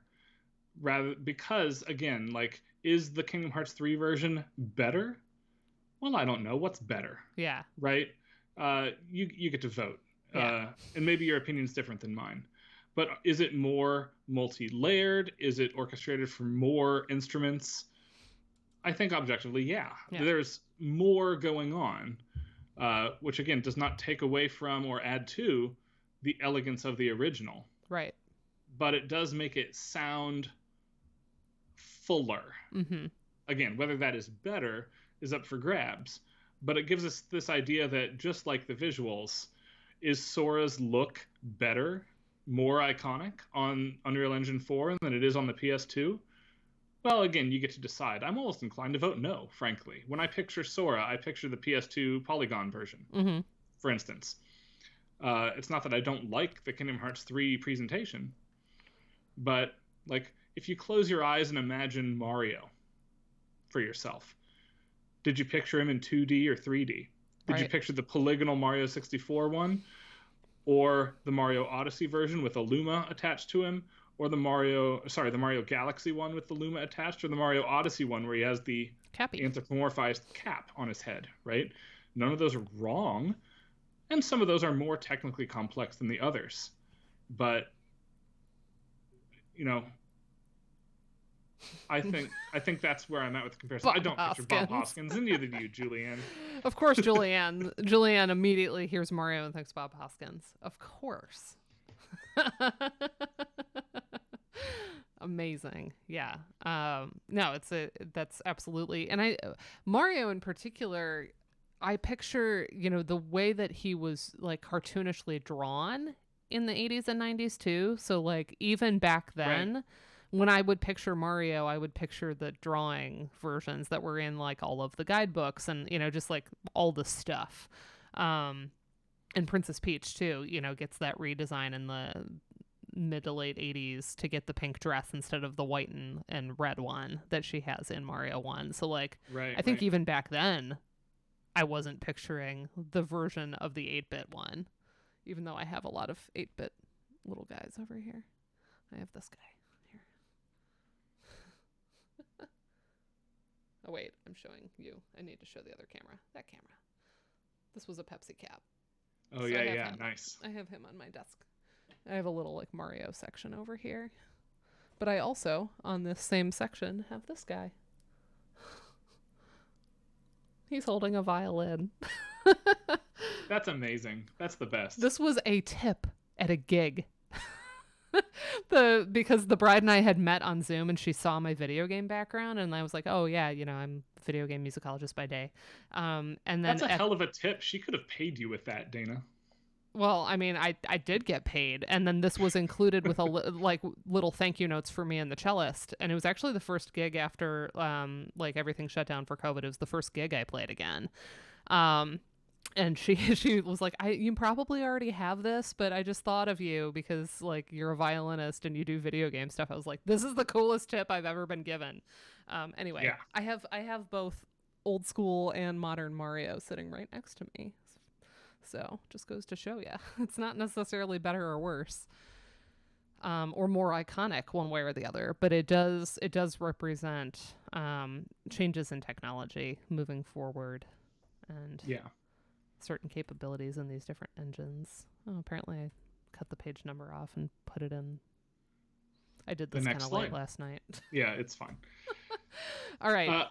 Because we cannot play the Kingdom Hearts stuff, I want to illustrate this with Final Fantasy IX, which for one track does the same type of thing. Most of the earlier Final Fantasy games, and 9 is the culmination point of Hironobu Sakaguchi's contributions to the franchise. He leaves Square Enix right after 9, before 10. So there's a schism there.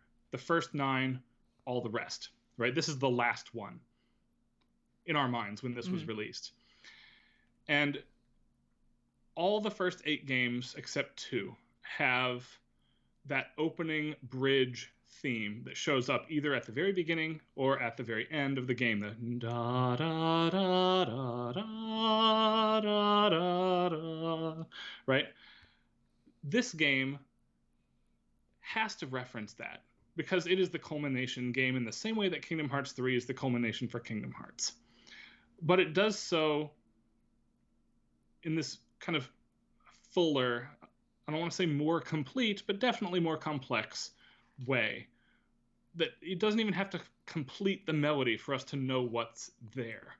And Vivi himself, the black mage that you can see in this still image, visually represents the culmination of the black mage character into something, right? Yeah, Vivi's the best. Even though canonically, I will note, Donald Duck is the most powerful black mage in the Square Enix canon of black mages. Better than Vivi. Which is both funny and tragic at the same time. All right. Let's hit go on this. All right.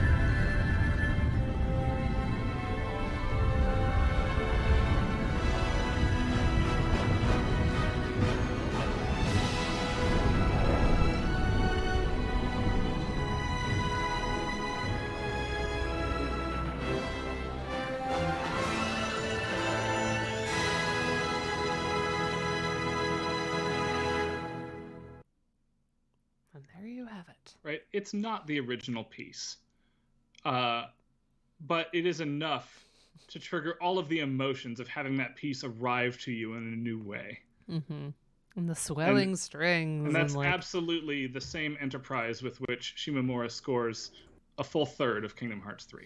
Yeah.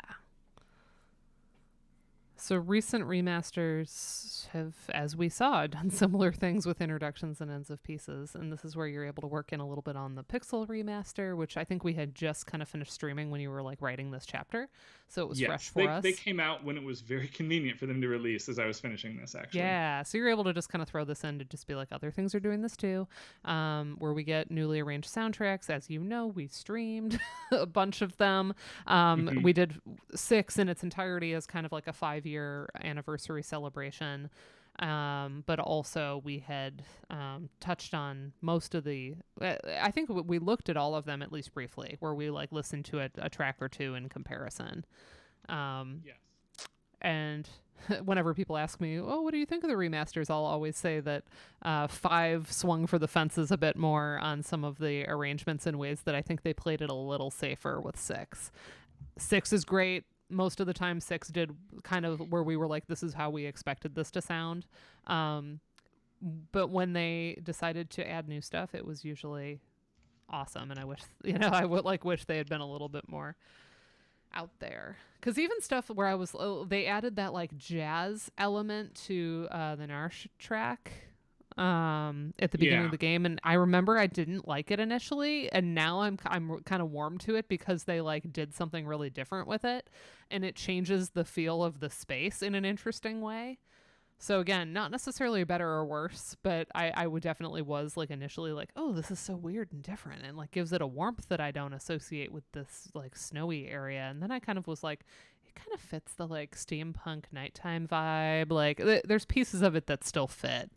But my take on the Pixel remasters has changed, and without playing down all of my cards for an article that focuses on them almost exclusively, what my take, having played all 6 Pixel remasters twice now, is this. About a decade ago, Chris Kohler, who is one of the original people who helped translate Final Fantasy V into English as a fan translation, helped coordinate that enterprise. And he's a well-known games journalist as well. He suggested that we should not understand in North America the Final Fantasy franchise as 3 trilogies. That is incorrect. We should understand it as a set of 5 games, a trilogy in the middle, and 1 capstone in 9. And if you look at the visual style of 7 and 8 compared to 9, for instance, 9 is absolutely not a progression from 8. It is a deliberate, different game that harkens back to the originals. And 6, though it happens to be the 3rd Super Nintendo game, is aesthetically the beginning of a steampunk style trilogy in 6, 7, and 8. Which explains why I like those 3 so much.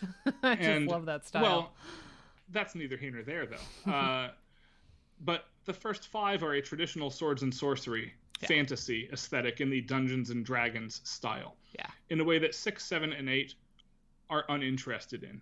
And 6, 7, and 8 are more complex and in many ways superior because of that departure. That said, when you remaster all of these games, it becomes very clear that the 5th game is the culmination of the original era of Final Fantasy. Because Final Fantasies 1, 2, 3, and 4 now are all adapted to look like Final Fantasy V, and it's glorious. Final Fantasy VI looks not like the art is worse, because again, I don't want to get into a conversation about what is better and what is worse. But there are graphical differences. For instance, the world map is not an overhead perspective in Final Fantasy VI.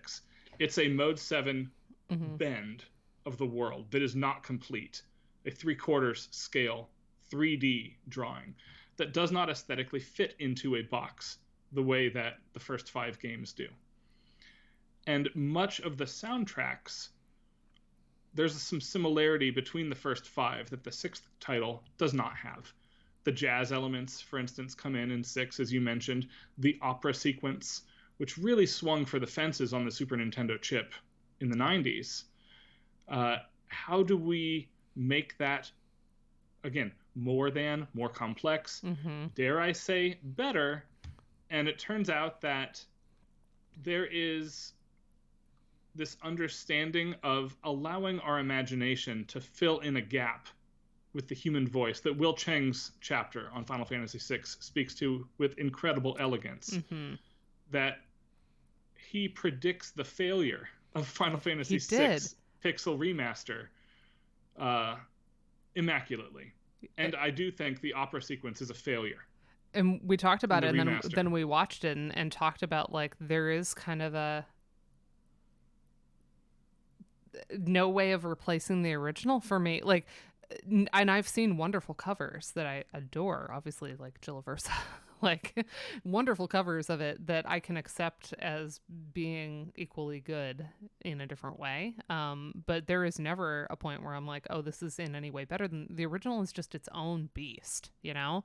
Yeah. And but you're right though. Like we know some incredible performers. Shout out to Annie, who just looks like a beautiful statue the entire time she's singing that performance. Absolutely. Yeah. We know some people who have done some incredible things with better than what I think what we encountered in the Pixel remaster in some of the languages. You know, as Annie streamed with us that night, there were certain languages we liked the sound of the singer a lot more. But yeah, I think one of the conversations that came up in that one was, yes, there is that suspension of disbelief of, well, you know, Celeste is not she's a general, not an opera floozy, right? Like that's the point, is that she's not a trained opera singer.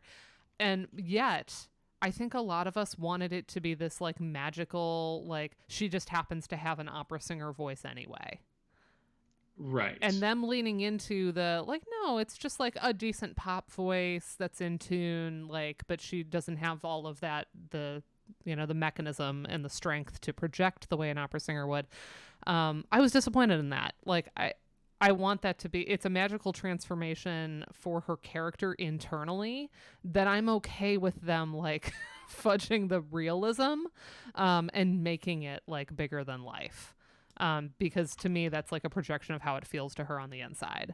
And it's also like when we do all these like musicals and we just use actors that aren't trained singers, and like I miss the age of the golden era of musicals when we would just dub it with a good singer. Like, sure, put no hate here, but put Anne Hathaway in Les Mis, but dub her, you know?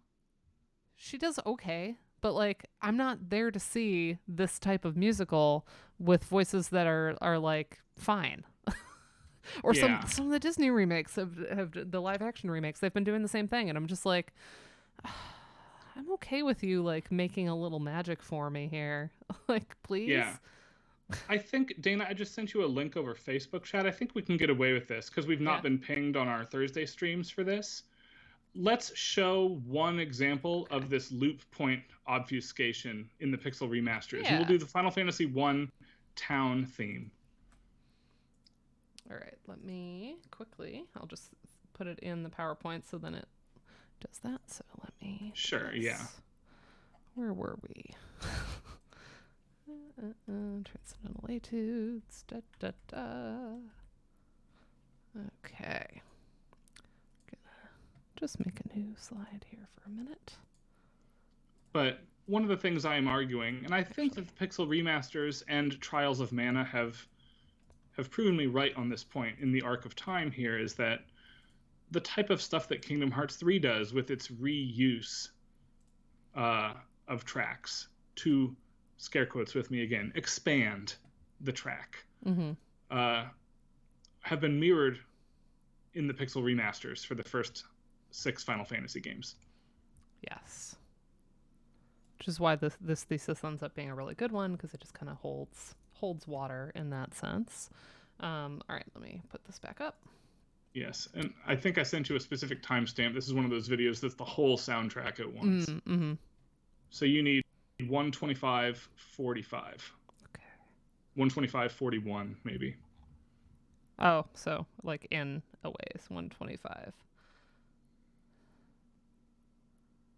25. Right there. 41.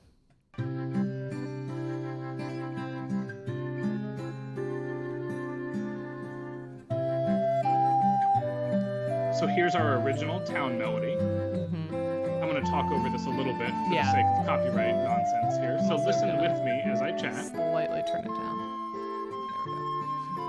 There we go. And we got like our sweet.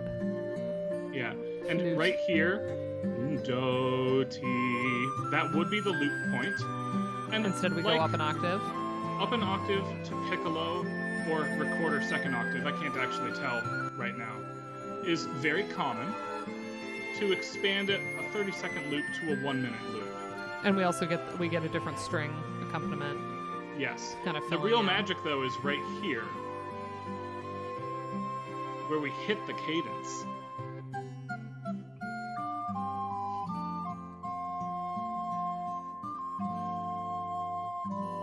And we don't loop there either. We hit the cadence again, and only then bring in.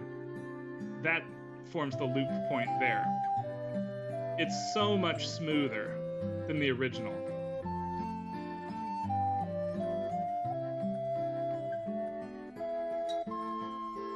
And the Pixel remasters, especially of the 3 NES games, do this all the time, in ways that just work elegantly to make you not conscious of the loop point. I think we can probably cut it, Dana. Yeah. I got caught up by Mamma Mia commentary. There we go. Yeah. And there are a couple big moments in those 5 games that are clearly referencing some orchestral production. For instance, Battle on the Big Bridge brings in an electric guitar right at the moment you're like, oh man, I wish they'd play that guitar. And then it goes, wow, and you're like, yes, they did it. But most of the time, it's less immediate, more gentle changes, like that cadential extension. Yeah. So we have a lot of these moments where we add more stuff, and again, it's not immediately clear like where we go with some of these things. There's a lot of expansion of the form. There's adding to it. There's almost variations on the theme to expand out even the A sections. There were cases where we got entirely new B sections that weren't in the original. We all squealed at the airship theme for its Wagnerian grandeur. That triplet moment that's just tremendous. We were dying when that happened. So there were some really, really beautiful moments in these expansions for the folks that were nerdy and paying attention to that kind of thing. That was definitely designed for folks like us to listen carefully and compare it to the original and go, oh, look what they did here. Yeah. So, but this is, the point here being that Kingdom Hearts 3, Yoko Shimomura made some choices to fill in those gaps, add in rhythmic complexity, add in textural changes, do all of these things that sort of make it feel bigger in a way than it did. And that's something that we have seen in a lot of these other remasters, remakes, reboots. Yeah. So again, increased fidelity in audio beyond current recording and production capabilities appears to have hit a technological ceiling relative to increased fidelity of visual game elements.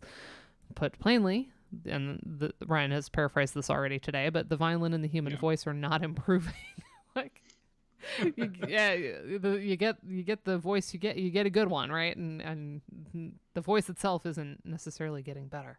Once we reach the point of recording a professional orchestra live, budget and time alone cannot create a heightened sense of realism. We can't get more real. It's not even a better improvement issue. It's a realism issue. We can't get more real. When the aural equivalent of photorealism, long pursued and to date never truly achieved in video game graphics, already exists. And it has for a heck of a lot longer than it has, than the kind of photorealistic look has been possible for the graphics. So, again, this was all a question of, okay, so then what, right? Instead, a way to look at this is to look at the implementation, the technical means by which the game audio assets are generated and implemented, and points here to the highest profile remake being Final Fantasy VII, at least at the time of writing, and we'll get more of these as we go, where the music I think that title today might be overtaken by Capcom's new Resident Evil entries for what it's worth. Yeah. But wait till Christmas for Final Fantasy VII Remake Part 2 Rebirth. And then it'll be back. It'll be back to that. The titles just get more and more ridiculous as we go. Remake Part 2 Rebirth, Electric Boogaloo.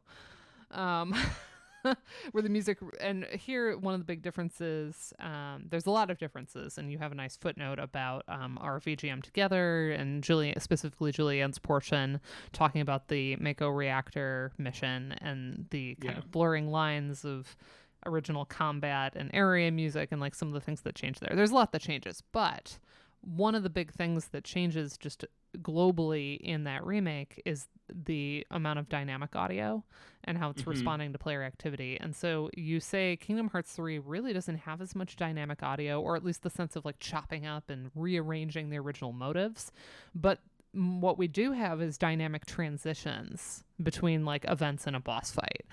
So it still feels like it is customized to your experience without actually changing the overall structure quite as much. Yeah. And I think it's fine. But Kingdom Hearts 3 is not pushing the technological envelope as much as FF7 and Andrew correctly brings up Resident Evil 2. And you know what? As a remaster, I understand, or a remake, I know that Resident Evil 3 as a game was less well received than 2 and 4, but the remaster / remake of that title is an equivalent jump alongside 2 and 4 remake. It's just that the core game is still not as good. Yeah. But the quality of the remake relative to the original is up there. Yeah. And in conversation for this. So to conclude, and I guess specifically to Kingdom Hearts 3, because plenty of this work points to other applications, and we've been kind of pointing at it throughout, and you have follow-up work continuing this thread. But you quote Stefan on how pre-existing music carries the spectral echoes of its life thus far. Beautiful statement, Stefan. Spectral echoes. And how this is true in this game for all of the Disney properties, but now at this point also Kingdom Hearts itself. So seeing Sora, Donald, and Goofy fit so seamlessly into modern Pixar and Disney films suggests that even as story-driven video games continue to aspire toward the cinematic, the inverse is true as well. Modern production techniques designed for video games are rapidly becoming an increasingly vital part of animated films. Love that, like, feedback loop at the end. Yeah, and of course we're seeing that now. If you've seen the Super Mario Brothers adaptation, that we're clearly borrowing the language of video games as much as we're borrowing the language of cinema. Yeah. In that production. And for a long time, film adaptations of video games were panned as being just universally a bad idea. Like, terrible. I mean, certainly we had some early, like, Mario type things. But I'm even thinking of, like, the Final Fantasy, what's the Spirits Within, which is Within a technical was technically wonderful, but it doesn't do people love that? any of the language with which games are made. Right.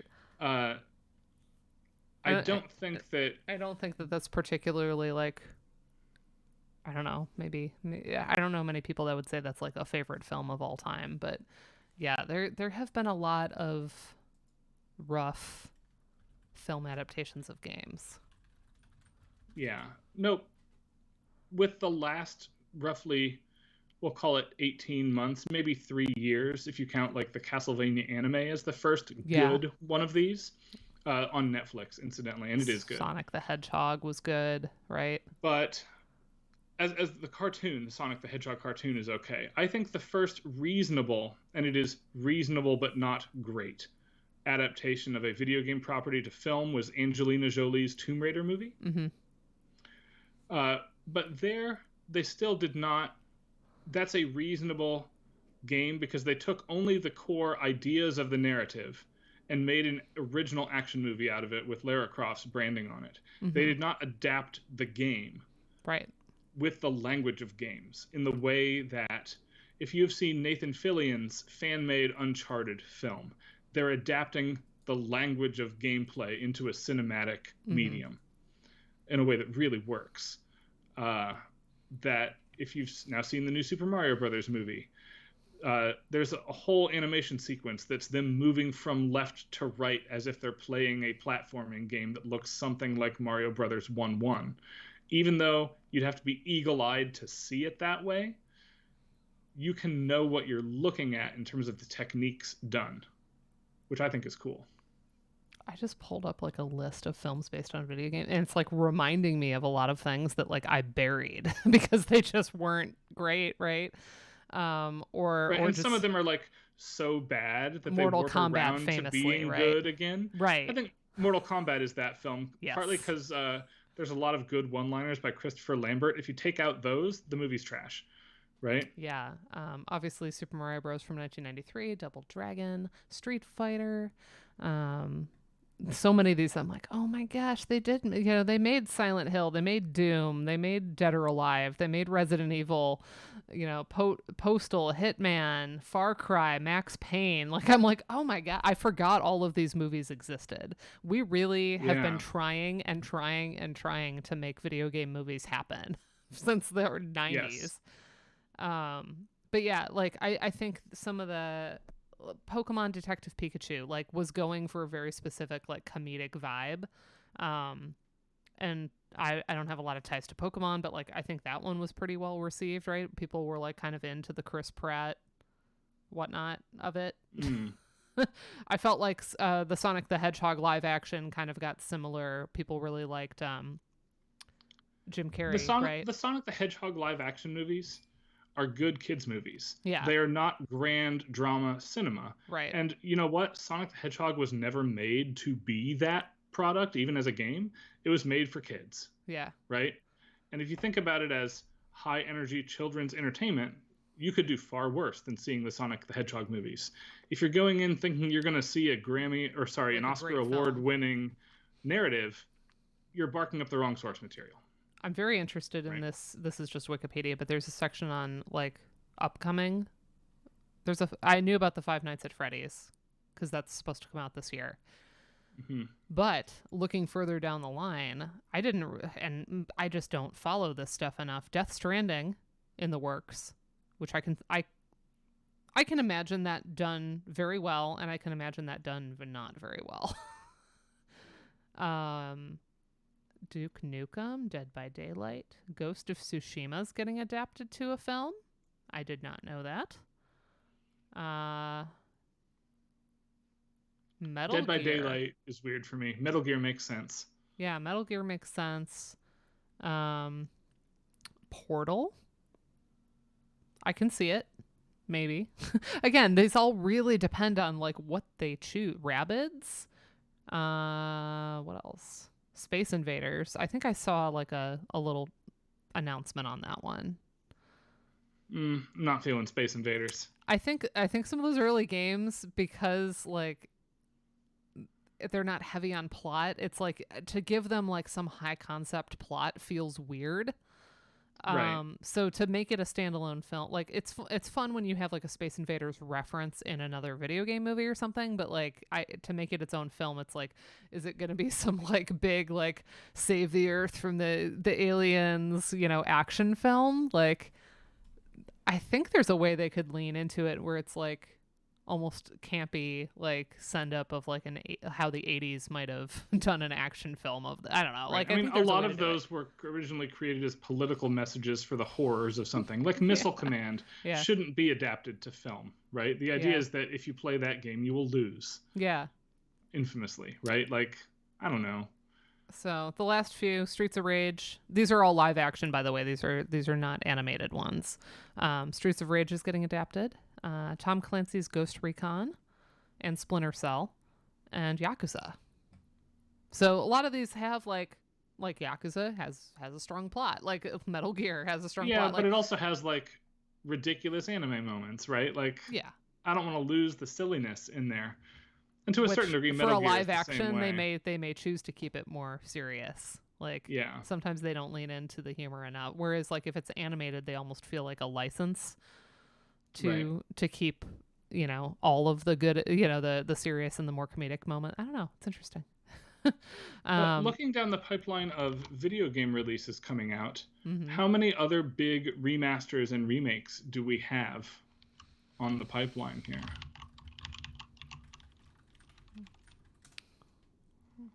Let's see here. Big list of upcoming video game remakes. Let's see what's coming up.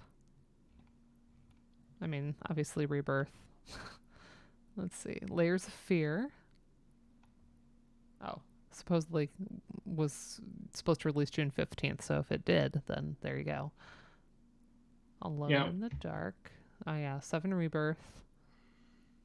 I think it's Lollipop just... Chainsaw's getting remade from 2012. No, I'm not feeling that. Interesting. They're The trying to make one it to close as watch possible to a remaster. for me that is not officially a remake, but seems to be positioned as something between a remake and a reboot is I'd invite everybody to keep their eye on Assassin's Creed Mirage,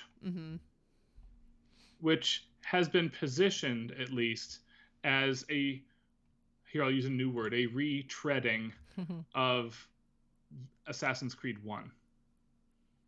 And I suspect that we will see some interesting both motivic reuse, and this chapter is not aimed at, and really we did not discuss the power of leitmotif as recurring force to establish narrative continuity, but it does that as well.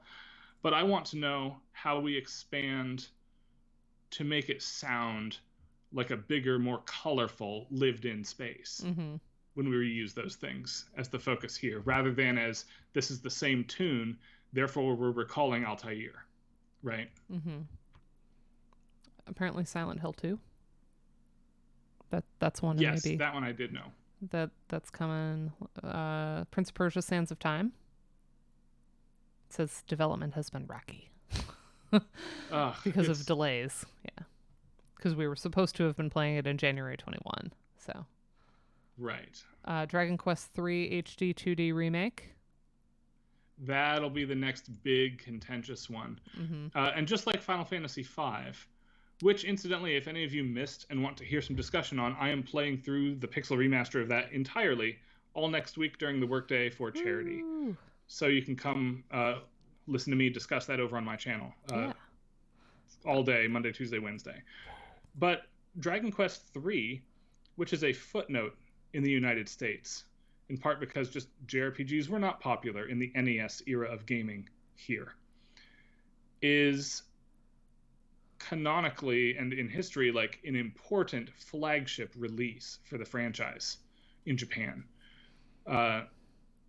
There was for a long time, a rumor, unconfirmed, like an urban legend about them changing when legally Dragon Quest games were allowed to launch because so many people skipped school to buy Dragon Quest III. Certain details of that story have been exaggerated over time, but that's the level with which it was received. And Final Fantasy V is that way in Japan, whereas again, we never got it here.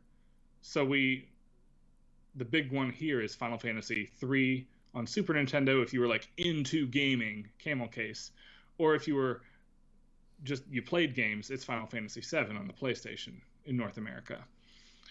But we missed out on 5 entirely. I can't wait to see the 2D HD version of 3. Yeah. And this chapter originally was going to have more on it, and then Dana very wisely helped me cut some of it out for clarity and for focus. The 2D HD engine games are a part of this conversation about remasters and revisiting of technology. That the Octopath Traveler games, at least the first one, I haven't played Octopath 2 yet. I know I need to. And you have a brief mention of Octopath in this one. Yeah, the proposal, though, was like it was going to be a third of the chapter dedicated to it, and we just moved in a different direction. That Octopath Traveler uses the modern orchestra, but is scored like it's a smaller scoped project. It's the inverse of Kingdom Hearts 3. Yeah. And I'm interested to see if, now that we have a remake happening in the 2D HD engine in full, not just that one moment in FF6. Right. Are we going to get a fully expanded, complex palette of timbres for Dragon Quest III? Yeah. Have to wait and see. So, to close us off here, I will mention the last 3 on this list that I found are Max Payne 1 and 2, The Witcher, which makes sense to me, and Metal Gear Solid Delta Snake Eater. Yes. Oh my gosh, I saw the trailer for that. It is absolutely wild how they choose to... Did you see it? Yeah. They just show you a bug. Yeah. right? You're like, oh, that's high definition and gross. And if any of you watch Maximilian Dude on YouTube, you should watch Max's reaction to this, because he says out loud, okay, if Solid Snake pops out of the water here, I'm gonna, and some words I probably shouldn't say on this stream where we're more professional. And then immediately after that, Snake shows up and he screams into his microphone. It's a fantastic moment. Like you do. Yeah. So you've alluded to this. My famous mantra about a lot of our work not being a culmination but a catalyst. That's how I famously describe my dissertation. In the sense of like, so the work just finds ways of coming back, even if it's not obvious to outside. Like me figuring out that the thread between a lot of my work was limitation. It's like you sort of realize the longer you go how things are connected. But in your case, you also have some kind of explicit building on this, right? So you have an article in progress. I do, where I talk about what are we moving on and making more complex? How do we define these original aesthetics in the first place? Because it's not always just the limitations of the technology. Yes. Or, in some cases, I'm suggesting that we have not neatly defined what those limitations are. We've just accepted them as assumed, understood things because we're all children of the 90s. And we're not all going to be children of the 90s forever. There are people listening to this right now that did not grow up with the Super Nintendo. Right? And so we owe it to the next generation of folks, to my students now, to powerfully and completely articulate what those limitations were, so we know what we are transcending and moving away from. And I'm going to focus on how Stardew Valley goes out of its way to sound like a Super Nintendo game, specifically in these types of ways. I love this one.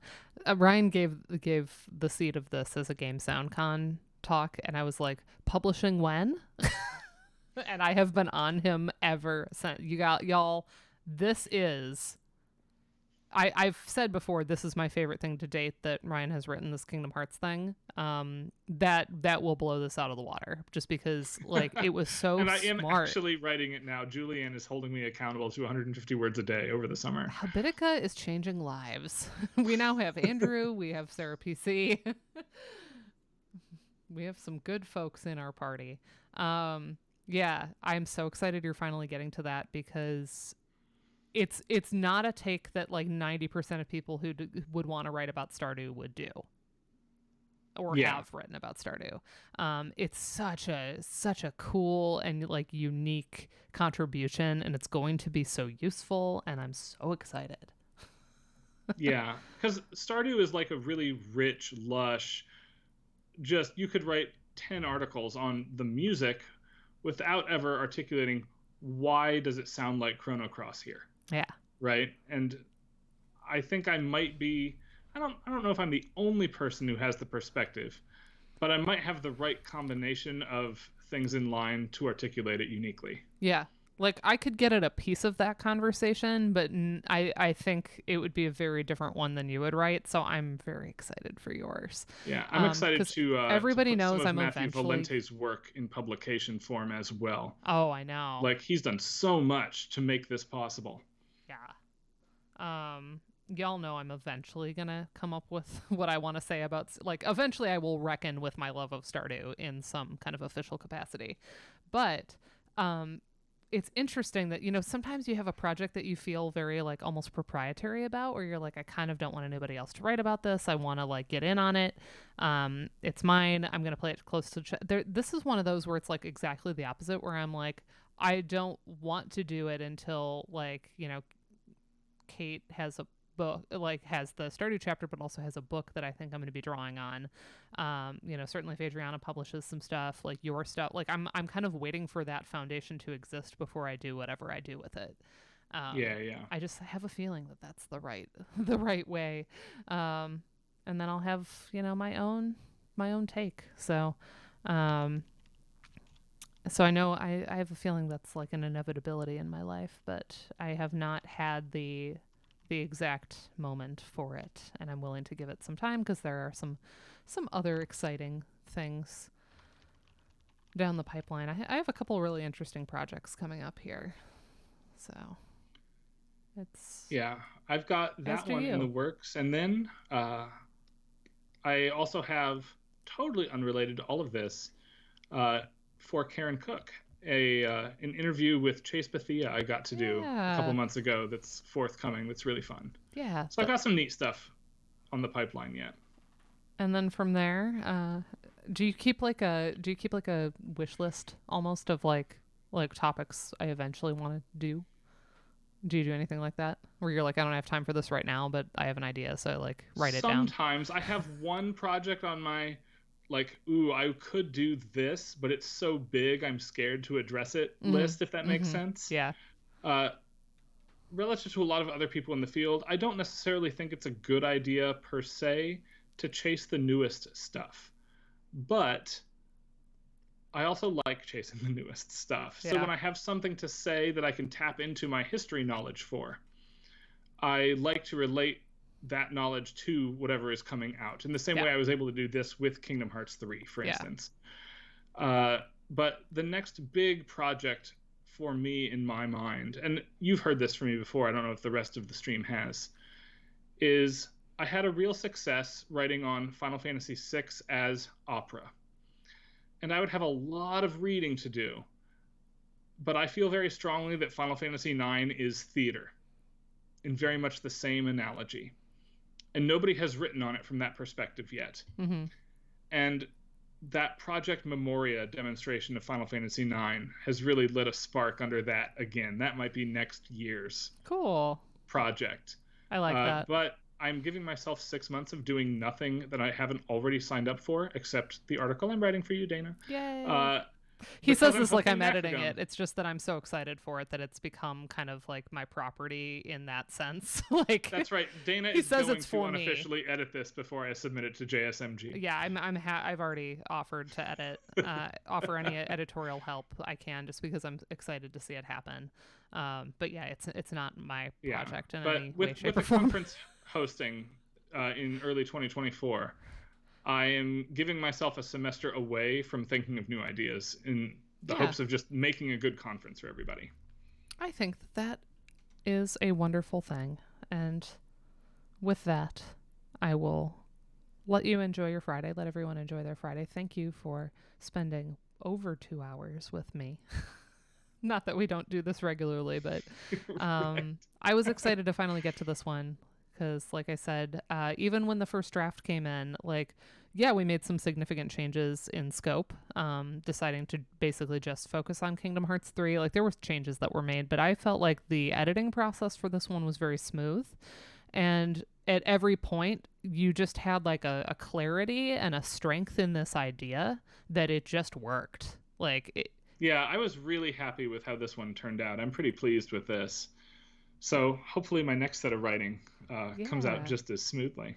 comes out like exactly with this clarity. And I think there's something to, um, I don't know if it's the right term, if this was something that was percolating for you for a while, but it feels to me almost like this wasn't rushed. You know, it's like slow scholarship as I sort of define it, where there's like considered, you know, you've been developing this point Yeah.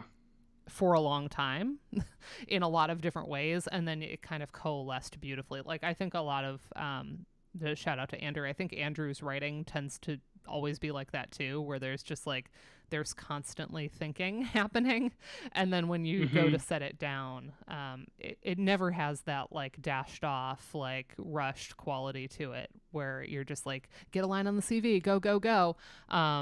It seems like, you know, there are some folks in the field that I really respect that like take their time relative to, yes, there's tenure clocks. Like, I'm not disavowing any of that. And people do have expectations where they have to be getting something out. But I just appreciate like the time taken to sort of shape this one. And yet at the same time, this was not a laborious process between, you know, for yourself or between you and Lisa and I. Like, this one just felt very organic and like it just worked because a lot of that back end had already happened.